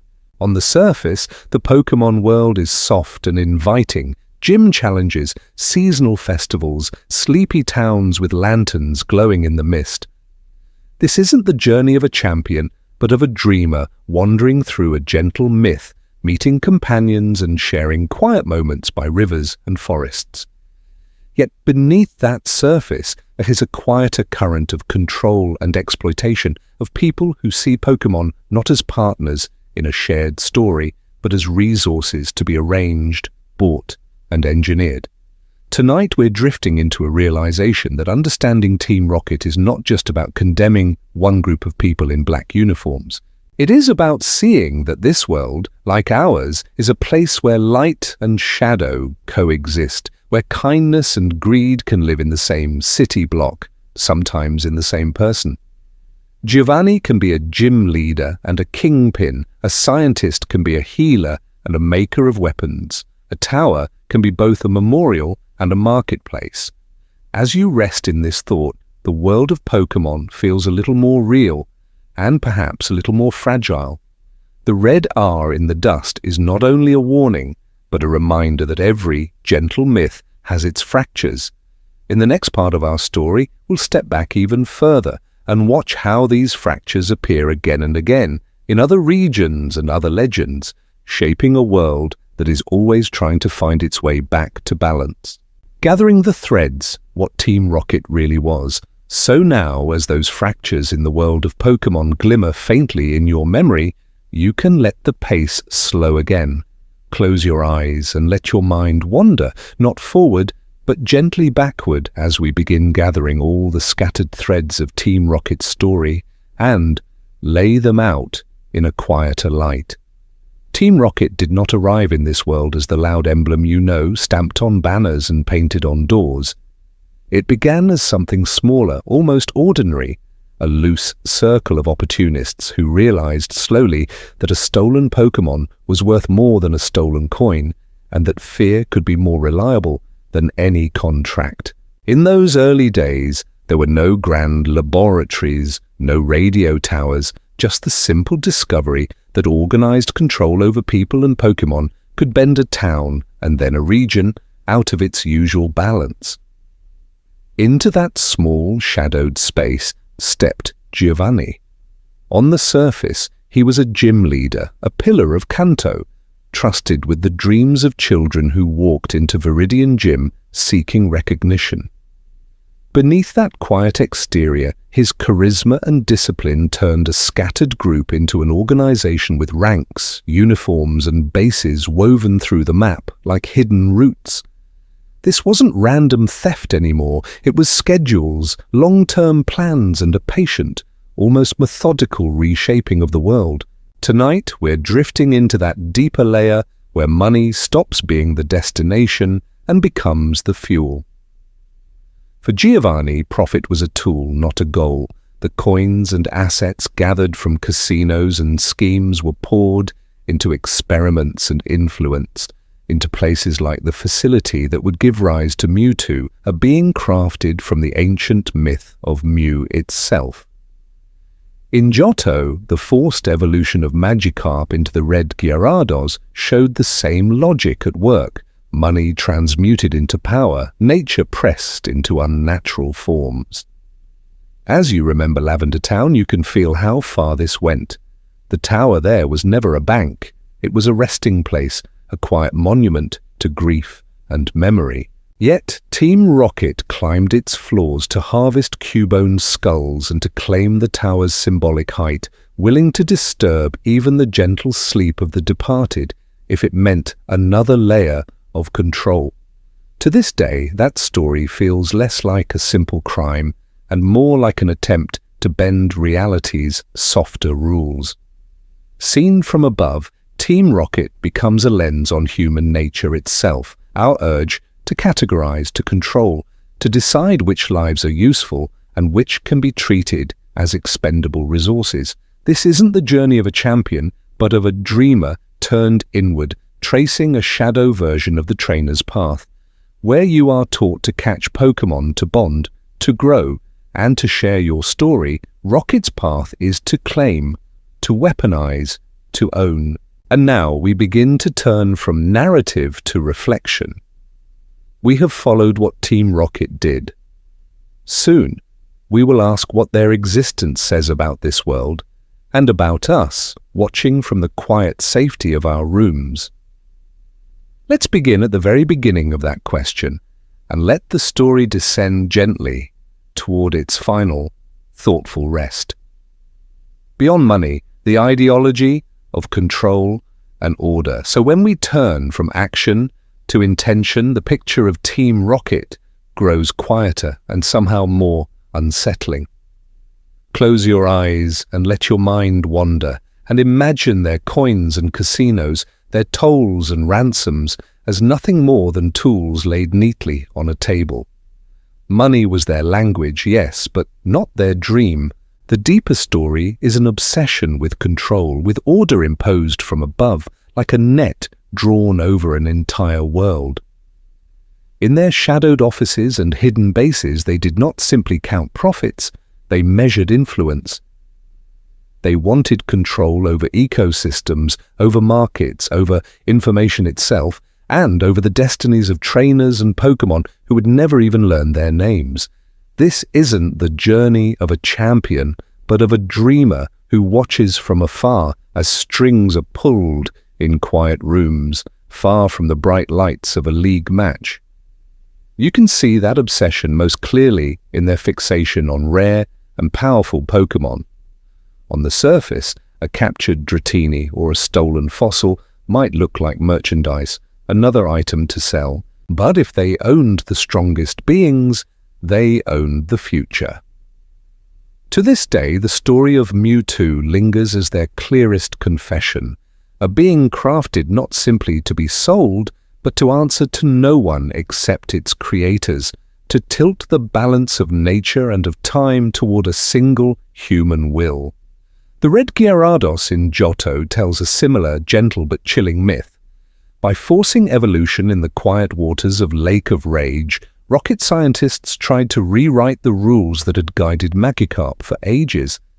In ancient times, evolution followed the slow rhythm of experience and growth. Under Rocket's hand, it became a lever, something to be pulled on command, not to punish, but to reset the natural order into something more convenient. Their choice of locations reveals the same pattern.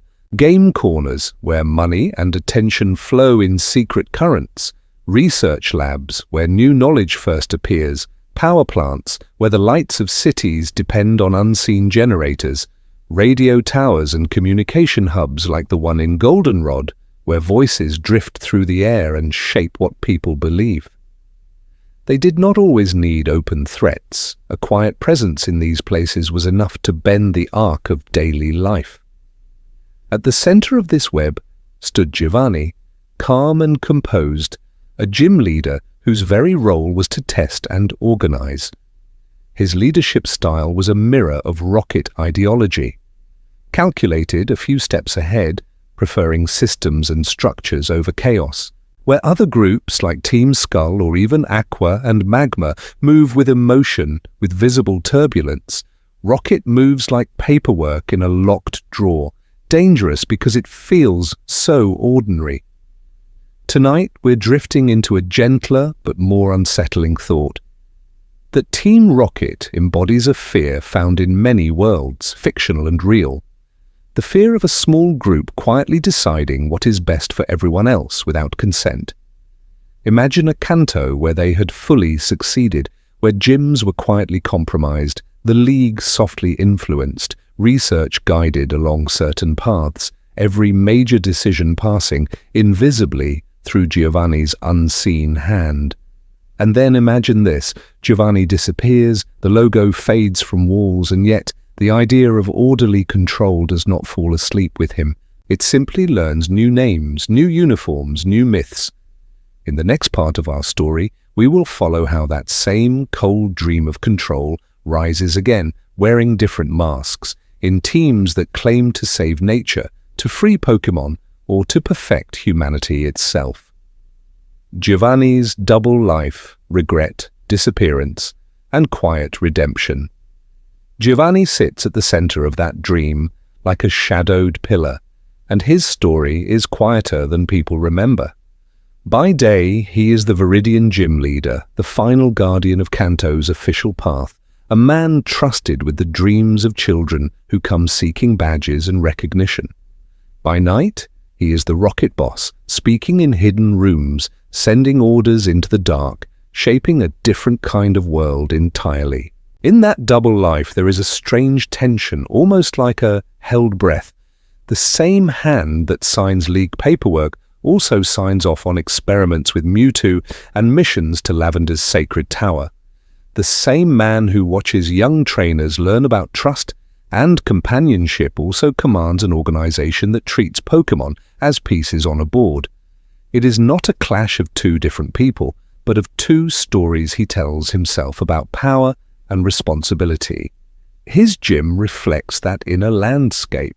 Ground-type Pokémon stand for stability, for foundations, for the earth beneath your feet that seems so certain. Yet ground also hides things: fossils, ruins, buried machines, and old regrets sleep beneath the surface. Giovanni's arena is built like a maze of shifting platforms and earthen walls, as if the very floor is reminding you that what appears solid may be layered over something older and more secret. An arena literally raised on hidden power. When you finally reach him there, it is not framed as a clash of heroes and villains. It is a conversation in the language of Pokémon, a quiet test. And when he loses, the story does not say he rages. Instead, there is a pause, a stillness, as if the ground itself is listening. For the first time, the certainty that adults know best is gently overturned by a child's determination.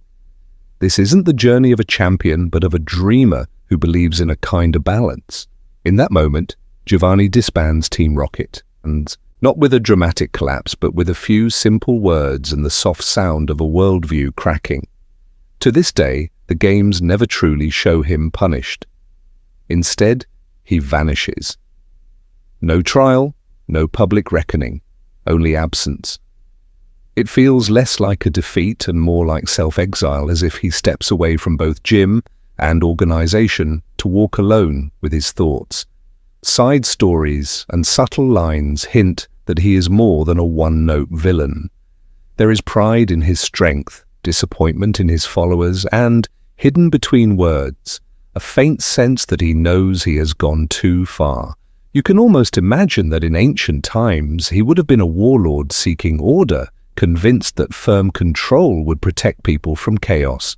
Perhaps he once believed he was bringing structure to a wild, unpredictable nature, only to realize that he had instead cultivated fear, suffering, and imbalance. Close your eyes and let your mind wander. Tonight we're drifting into the quiet spaces after his disappearance. Imagine Giovanni in a small house far from Kanto, or on a lonely cliff where the sea and sky share the same grey color. No Persian at his side, no grunts waiting for his command.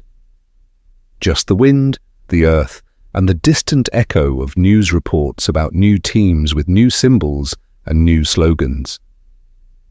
Does he watch as Aqua and Magma, Galactic and Plasma step into the pattern he helped draw?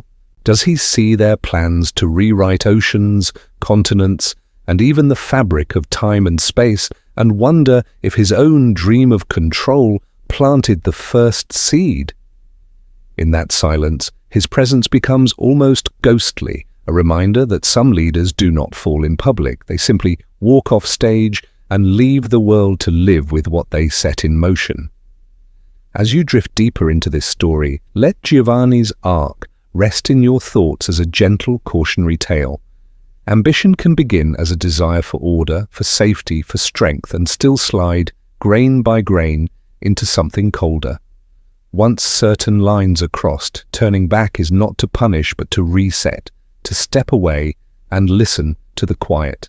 In the next part of our journey, we will follow the ones who did not step back in time, the teams who took Giovanni's shadow and tried to stretch it across the whole world. Echoes in the dark, how Rocket's blueprint shaped every team. After. And so when those later teams stepped forward, they were not walking into an empty world. They were stepping into a shape Giovanni had already carved. Close your eyes and let your mind wander. and you can almost see the outline of Team Rocket's structure, copied and colored in with new shades of obsession. Team Aqua and Team Magma arrive first in this quiet gallery of memories. They wear different colors, speak of oceans and continents, of nature's imbalance, and ancient forces, yet underneath the waves and mountains, the bones are the same. Grunts in matching uniforms, coded passwords, stolen technology, a leader whose word becomes law. Rocket's pursuit of profit melts into environmental extremism, but the pattern holds. Use Pokémon as tools, bend the world toward a single idea, and trust that the end will excuse every method.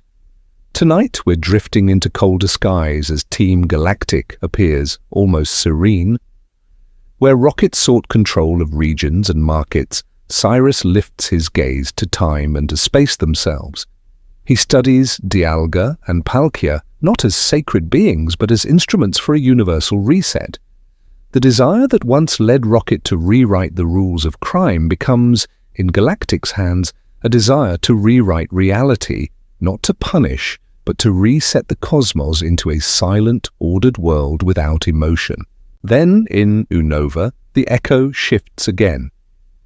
Team Plasma steps onto the stage as a kind of philosophical mirror. In public, they speak gently of Pokémon liberation, of kindness, of ending the capture of living beings. Their uniforms resemble a wandering order of monks. Their slogans promise balance and mercy. Yet behind the curtains, Ghetsis manipulates both people and Pokémon, seizing power in the very name of freedom. Where Rocket hid cruelty beneath business, Plasma hides control beneath compassion. In Kalos, Team Flare adds another layer to the myth. They dream of beauty and selective survival, deciding which lives are worthy of the new world. It is Rocket's quiet elitism, refined and polished, dressed in red suits and perfect hair. Their leader, like Giovanni, believes the world would be better if someone simply chose who may remain. Far away in Alola, the pattern fractures. Team Skull feels like the ghost of failed grunts, uniforms reduced to street clothes and masks, hierarchy crumbling into aimless wandering. Yet the Ether Foundation, with its shining labs and calm smiles, restores the old design. A corporate mask over rocket-like control, experiments and secrets hidden beneath a promise of care. To this day, each of these groups carries the same core elements, ranks and orders, matching outfits, memorized slogans, a single charismatic or fanatical figure at the top, and Pokémon treated as means rather than companions. Once Team Rocket proved such a structure could live in the shadows, the idea could not be uninvented. This isn't the journey of a champion, but of a dreamer tracing ripples in still water, back to the first stone that fell. Yet the most unsettling part of Rocket's legacy does not live in these organizations at all. It lives very quietly in the choices ordinary trainers make when no one is watching. And that is where we will turn next. The mirror held up to trainers. What Rocket reveals about us. So when we say that Rocket's legacy lives in ordinary choices, it becomes a little more unsettling and also more personal. Not because you have ever worn a black uniform or stood in a hidden base, but because, in this world, you move through the same quiet system they do. You carry Pokeballs, you meet wild creatures, and you ask them to walk beside you. Close your eyes and let your mind wander to that simple act, a shake of grass, a flash of movement, a Pokeball arcing through space. In ancient times, before such tools existed, people approached Pokémon with fear and reverence, keeping their distance. Now, the technology is so familiar that it almost disappears into the background of the story. You tap a button, the world pauses, and a living being becomes a small, red and white circle at your belt. In that stillness, there is a question the games rarely speak aloud. Where does partnership end and possession begin? A kind trainer may cradle a tired partner, visit a Pokémon Center, listen to the way a Pikachu tilts its head, or how a Bulbasaur hesitates at the edge of tall grass. A rocket grunt, walking the same routes, might see only numbers, levels, and the price of a stolen Cubone's skull in Lavender's shadowed tower. The world itself quietly teaches you to sort worth into categories: strong or weak, common or rare, competitively viable or destined for a quiet place in a PC box. To this day, many players remember the first time they left a low-level companion behind, chasing a rarer encounter. Team Rocket does not invent that impulse, it simply turns the volume up, taking what is already there and stripping away the gentler parts. Tonight, we're drifting into that thin line. You have seen trainers who kneel to reassure a frightened partner, who choose moves not for efficiency alone, but to keep a bond intact. You have also seen rocket agents in the same world, wrenching a Magikarp from a lake, straining it toward a forced crimson evolution, not to punish, but to reset it into something more useful. The actions rhyme, the intention does not. This isn't the journey of a champion, but of a dreamer, wondering how a lonely youngster in Kanto might feel a tug when Rocket promises easy strength, rare companions, and a clear place in a strict hierarchy. For someone who already measures themselves by their team, the offer of power and belonging could feel almost like kindness. Yet the story keeps offering you another path. One of respect, of listening, of something like consent, even if it can only be imagined through animations and quiet cries. It invites you to ask what you value more, control or connection. As you drift deeper towards sleep, let your mind wander over your favorite Pokémon and how you would speak to them if they were real. In the next part of our story, we will return to Rocket's cruelest moments, not to dwell in darkness, but to see with clearer eyes exactly where that invisible line is finally, undeniably, crossed. Haunting case studies, Mewtwo, Red Gyarados, and the bones of Lavender. So now, with that line drawn faintly in your mind, we can walk back through Rocket's darkest corridors, not to be startled, but to understand. Tonight, we're drifting into 3 quiet case studies, 3 memories that still echo in the collective dream of this world. The first is Mewtwo. Not the legend you meet at the end of a long cave, but the presence that came before that. In a hidden laboratory far from sunlight and ordinary time, Giovanni's scientists gathered fragments of an ancient myth, Mew's gentle, elusive cells, and pressed them into something new. A being was grown, not born, watched through glass, probed and measured as if it were only data. It learned alone. It woke alone. And every attempt to bind it, to turn its thoughts and power into a controllable tool, pushed it further from trust and closer to that moment when containment shattered. This isn't the journey of a champion, but of a dreamer forced into someone else's nightmare. From there, the story moves to a lake in Johto, where the water should have been simple and reflective. Instead, there is a red Gyarados thrashing in slow, pained circles, a living scar on the surface. Team Rocket's machines hum quietly on the shore, sending strange waves through nature, forcing Magikarp to change before their time, twisting an ancient pattern of growth into something hurried and artificial. To this day, that crimson shape feels wrong, as if evolution itself had been bent out of balance. It is not a symbol of strength, but of what happens when curiosity forgets compassion. And then there is Lavender Town. Close your eyes and let your mind wander, just for a moment, up the stairs of the Pokémon Tower. The music is thin and distant, like wind through an old bell.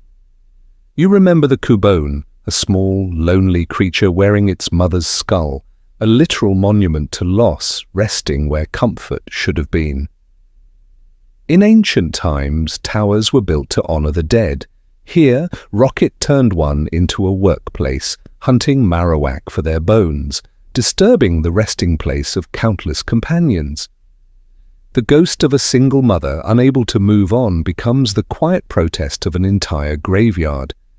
Each of these stories is not really about one cruel scientist or one ambitious man with a Persian at his side.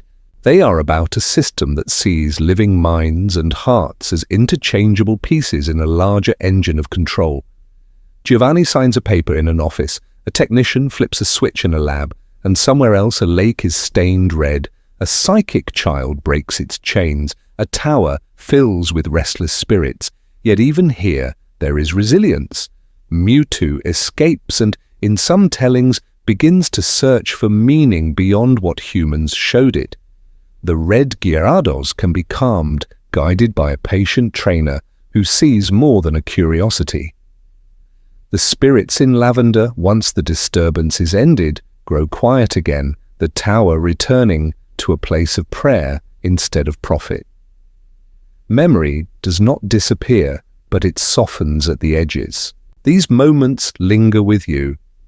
The eerie music, the first glimpse of Mewtwo in that deep, silent cave, the unnatural flash of red on the water.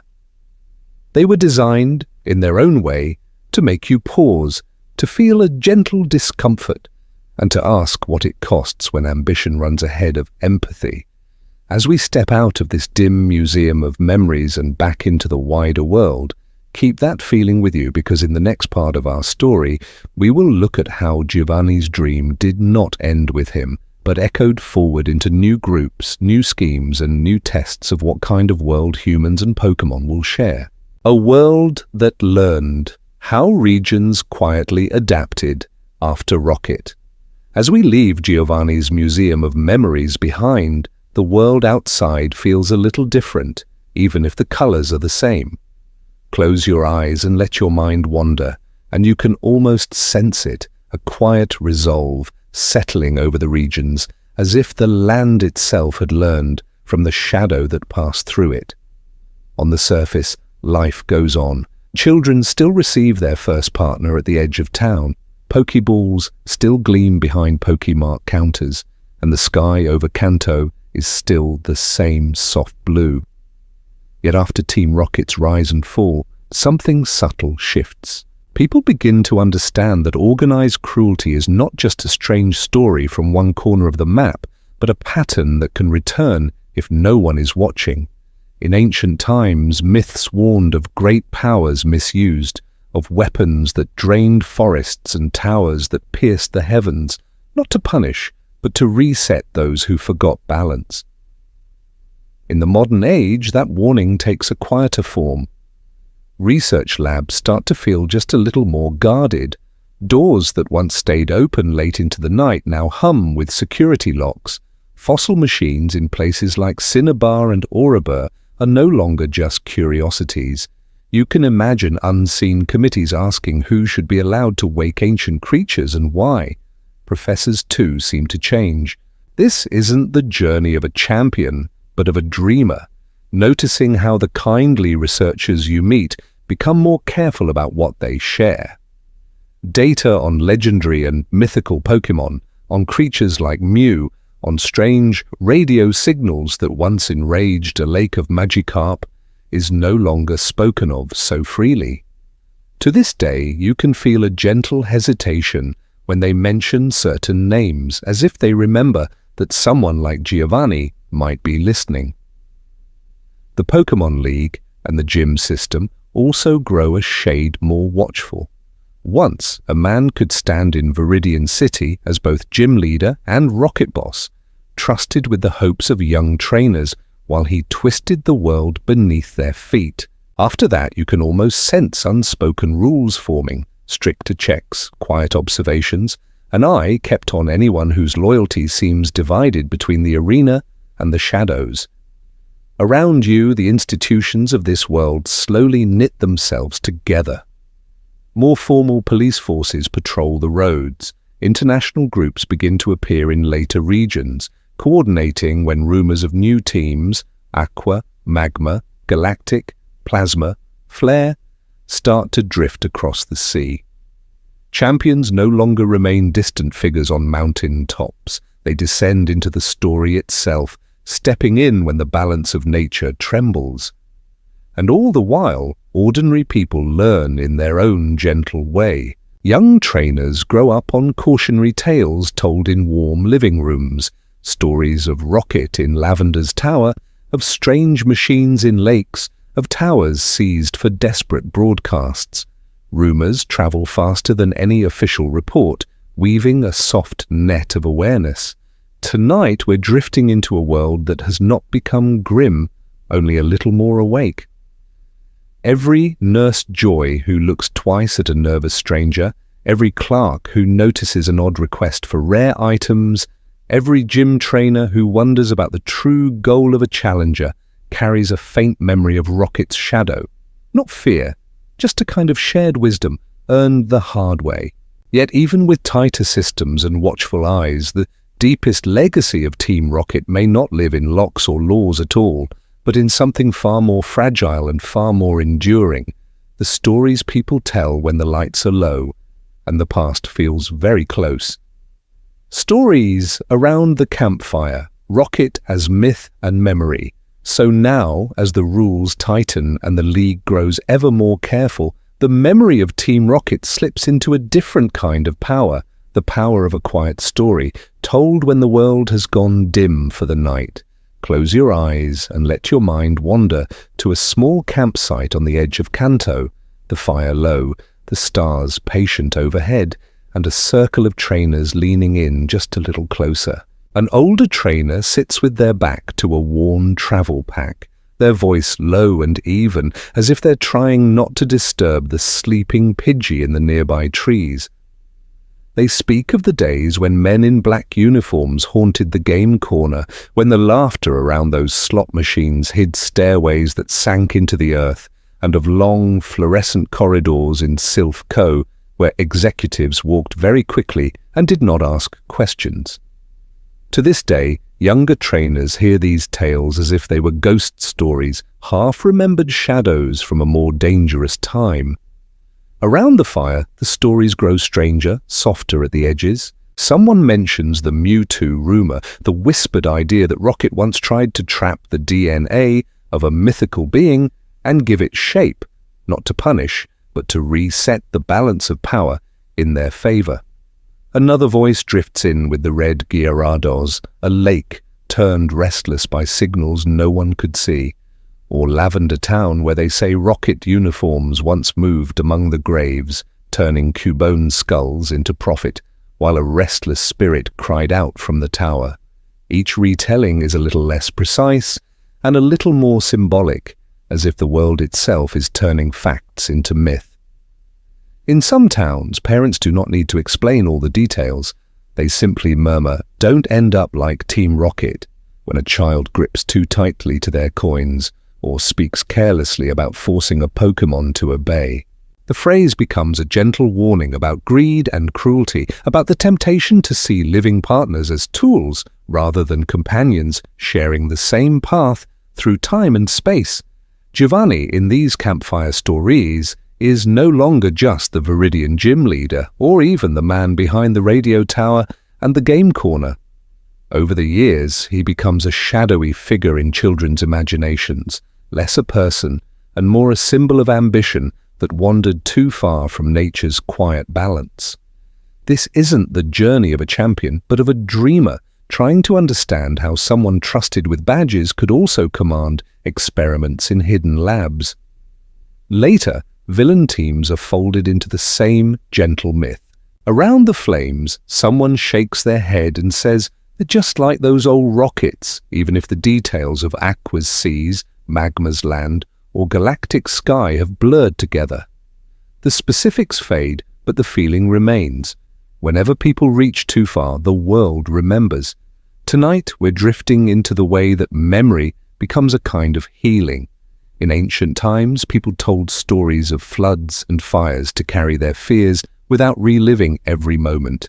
In the Pokémon world, Rocket's legacy is softened into tales that can be shared, examined, and learned from, without reopening every wound. And you, listening now, are part of that same pattern. Online, in quiet threads and late-night videos, Players trade theories, creepypastas, and lore about hidden rooms in Sylph Company, secret logs from the Mewtwo Project, or strange radio signals beneath the Lake of Rage. The medium changes, but the ritual is ancient. We gather around new kinds of campfires and we keep telling the story. In this way, Team Rocket finds a strange kind of immortality. Not through control of regions or towers or currency, but through the myths that outlive them, carried in whispers, in pixels, in the soft murmur of someone saying, "Did you ever hear what really happened in Lavender Town?" And just beyond the circle of firelight, other shadows in this world are waiting, their own legends ready to unfold, once we are calm enough to listen. Or why this isn't just a children's tale.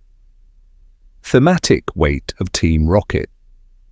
And as those shadows gather just beyond the circle of firelight, you begin to notice that the story of Team Rocket is not simply a spooky campfire tale or a child's cartoon villain. Close your eyes and let your mind wander, and you can feel it instead as a quiet thread running beneath the bright colors of this world, carrying questions that are heavier than they first appear. Pokémon is often spoken of as light-hearted and child-friendly, a gentle place of friendship, journeys and small adventures. Yet within that softness, Team Rocket moves like a darker current, reminding you that even in a world of companionship, there are those who see living beings as tools, resources, or experiments. Their presence is the whisper that exploitation can be organized, systematic, and disturbingly polite.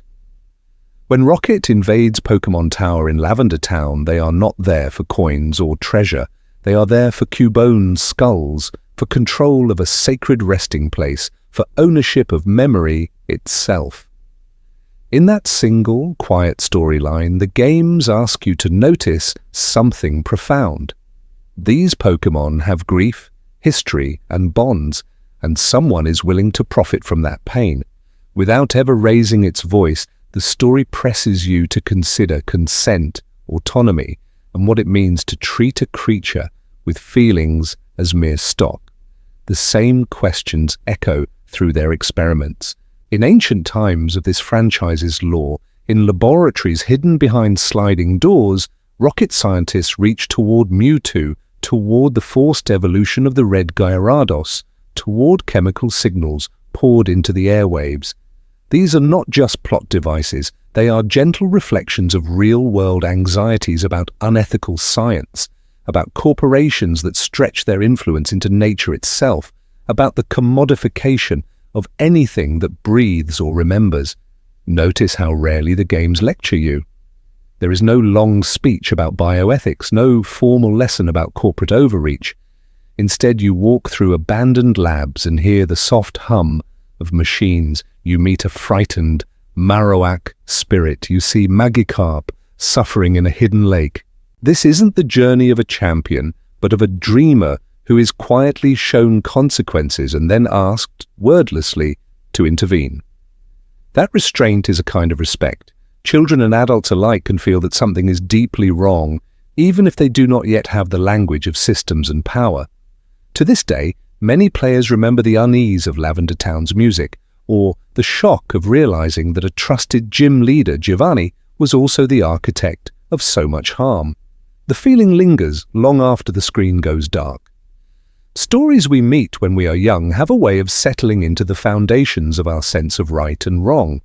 Time passes, and yet some part of you remembers standing between a small Pokémon and the people who would use it.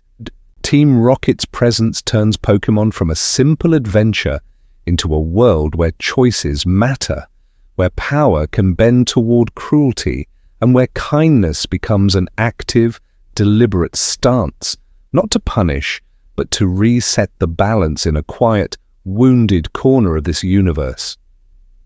Tonight, we're drifting into the heart of that feeling, and in the next part of our story, we'll gently gather all these threads, power, memory, regret, into one soft reflection on what we truly carry away from Team Rocket, and what perhaps they leave behind in us.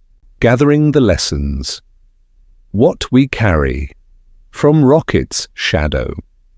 So now, as all those strands of power, memory, and regret lie quiet around us, you're invited to look back over the whole path we've walked together, almost as if you were standing at the edge of an ancient forest, seeing the trails you've already taken. Close your eyes and let your mind wander over Rocket's origins, their experiments, their strange after-images in later ages, and notice which parts still glow faintly in the dark. From Giovanni's cool office in Viridian Gym, to the dim corridors beneath the Rocket hideout, to the haunted air of Lavender's tower, and the strange red shimmer of a forced, evolved Gyarados, a pattern has emerged with time. Power, without empathy, slowly hardens into cruelty, and once it has hardened, it begins to reshape the world around it, bending people, Pokémon, even sacred places into tools. Systems like Rocket's hierarchy or the League that quietly tolerated Giovanni become currents in deep water. They carry ordinary hearts along unless someone gently turns and swims against them. Tonight, we're drifting into the soft lessons hidden inside that story. You in these games are so often a quiet child with a starter Pokémon stepping into towns that Rocket has already wounded. You do not give speeches, you rarely even speak aloud. You simply keep walking, keep returning Marowak's spirit to peace, keep listening to frightened townsfolk, keep saying no to a world that treats Pokémon as trophies. This isn't the journey of a champion but of a dreamer, someone whose strength is patience and small, consistent kindness. In that contrast between you and Giovanni, another lesson waits. Team Rocket claims to care for Pokémon, but their care is really a form of control. Cages, experiments, radio waves that twist Magikarp into something rare and marketable. Your care looks different. You kneel beside a fainted partner, you pause in the grass to share time and space, you let a companion stay unevolved because it feels right. Rocket teaches you to notice the difference between holding someone and holding on to them. Their obsession with rare Pokémon, with Mewtwo's engineered perfection, and the glitter of the red Gyarados is not so distant from the way people in our own world chase status, rarity, and prestige. It is a mirror held at a gentle angle. To this day, the games quietly ask whether the things we pursue are truly ours, or whether we've let them begin to own us instead. If you were offered power like Giovanni's, a network of followers, laboratories, a key to every locked door, how would you move through that world? Would you build, or would you dominate? Would you listen, or would you only command? You do not need an answer. It is enough to feel the question resting beside you, like a smooth stone on the shore of your thoughts. Let's begin at the very beginning of your own response, which might be nothing more than a soft intention to move through stories and through life a little more awake to the shadows and the light they cast. You do not have to solve Team Rocket or yourself before sleep. It is enough to let these ideas drift past like clouds, changing shape as they go. Close your eyes and let your mind wander, just once more over Rocket's story, and notice which single image lingers. Giovanni's empty gym, Marowak's calm spirit, the radio tower finally quiet. Hold that image lightly.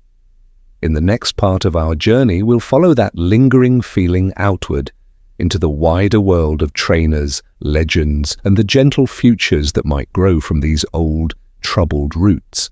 The disturbing truth, restated. It was never about the money. So now, as that single image settles in your mind, we can say it plainly. Team Rocket took money wherever they could find it. They poached and trafficked. They played with games of chance in hidden rooms, but the coins were never the true treasure. Close your eyes and let your mind wander, and you can feel it. All of that wealth was only a current, flowing towards something deeper and far more unsettling. When you look back over their story as a whole, a quiet pattern appears.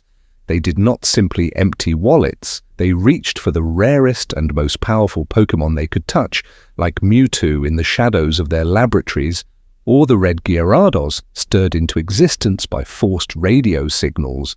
They pushed into sacred places such as Pokémon Tower in Lavender, turning an ancient resting ground into a marketplace for Cuboni's skulls, and a test of how far they could bend a community's memory.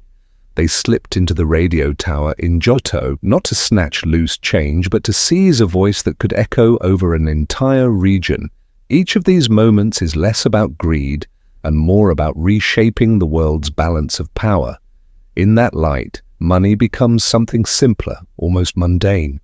It is fuel. It buys equipment and strange machines. It pays the grunts who stand in caves and corridors. It softens the resolve of officials who should have said no, and it keeps the laboratories humming late into the night. But the coins themselves are always moving away from Giovanni's hands, poured into research, into influence, into the careful bending of systems. The hoard is never displayed. The wealth is never the ending of the story. Giovanni's own presence tells you this. As Viridian's gym leader, he stands in a quiet room that is supposed to shape young trainers, entrusted with their first real test. As Rocket's boss, he moves pieces across the board of Kanto and Johto with the same calm expression. His choices feel measured, almost detached, as if he is thinking in terms of legacies and structures, about who leads gyms, who owns towers, who controls the flow of information and strength. When he finally walks away, leaving his gym empty, it feels less like a criminal losing his fortune and more like a man withdrawing from a design that did not unfold as he wished. To this day, the groups that followed him seem to carry fragments of that design. Team Aqua and Team Magma dream of remaking nature's coasts and continents. Team Galactic reaches toward time and space themselves. Team Plasma dresses its ideology in the language of kindness, arguing that humans should release their partners. Team Flare imagines a perfectly curated world. Even the more chaotic, half-serious crews still move within the pattern Rocket traced, not simple thieves, but would-be authors of a different world. This gently is what makes Team Rocket so disturbing. Not that they were greedy, but that they believed they knew what the world should be and were willing to let others suffer quietly in pursuit of that vision. In ancient times, myths spoke of forces that could unmake and remake creation, not to punish, but to reset the balance when it was lost. Rocket is a smaller, human echo of that impulse, stripped of wisdom and wrapped in certainty. You can feel how closely this mirrors stories from our own world, where a fixed idea, held with enough confidence, can make almost any harm seem acceptable to those in power. And yet, understanding this does not ask you to fear or turn away from the Pokémon world. Instead, it deepens the story. It shows you that beneath the bright colors and gentle music, there are quiet, moral undercurrents about choice, responsibility, and the cost of believing that control is the same thing as harmony. Tonight, we're drifting into the wider world that grew out of these shadows. This isn't the journey of a champion, but of a dreamer, watching how trainers, legends, and ordinary towns learn to live with the echoes of Rocket's ambitions, and how, over time, companionship begins to answer control. From rockets to dreamers, your place in this world of stories. And as those echoes fade a little, you might notice something else quietly happening in the background of this world of stories. You are still here. You are not just watching Giovanni's plans rise and fall like a distant myth. As you drift through these tales, you are a quiet traveler in the Pokémon world, moving at your own pace through tall grass and lamplit streets, listening more than acting, feeling more than commanding. Tonight, we're drifting into a softer path, one that belongs to you. Where Rocket chose control, you are allowed curiosity. Where they built hierarchies and secret labs, you are free to build small, gentle moments of empathy. Their world was made of commands and experiments.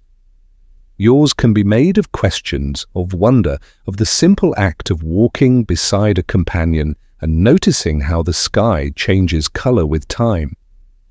This isn't the journey of a champion, but of a dreamer. You do not have to win anything here. You move slowly, letting meanings unfold, tracing connections that others might overlook. A worn memorial stone in lavender, a child's drawing tacked up in a Poki center, a wild ratata pausing to listen to the wind. These become signposts for you, rather than obstacles. Close your eyes and let your mind wander, just for a moment, into the version of yourself who lives here. Not in Rocket's headquarters, but on a quiet route at dusk. Who walks at your side in that fading light? Maybe it is a patient Bulbasaur, leaves catching the last warmth of the day.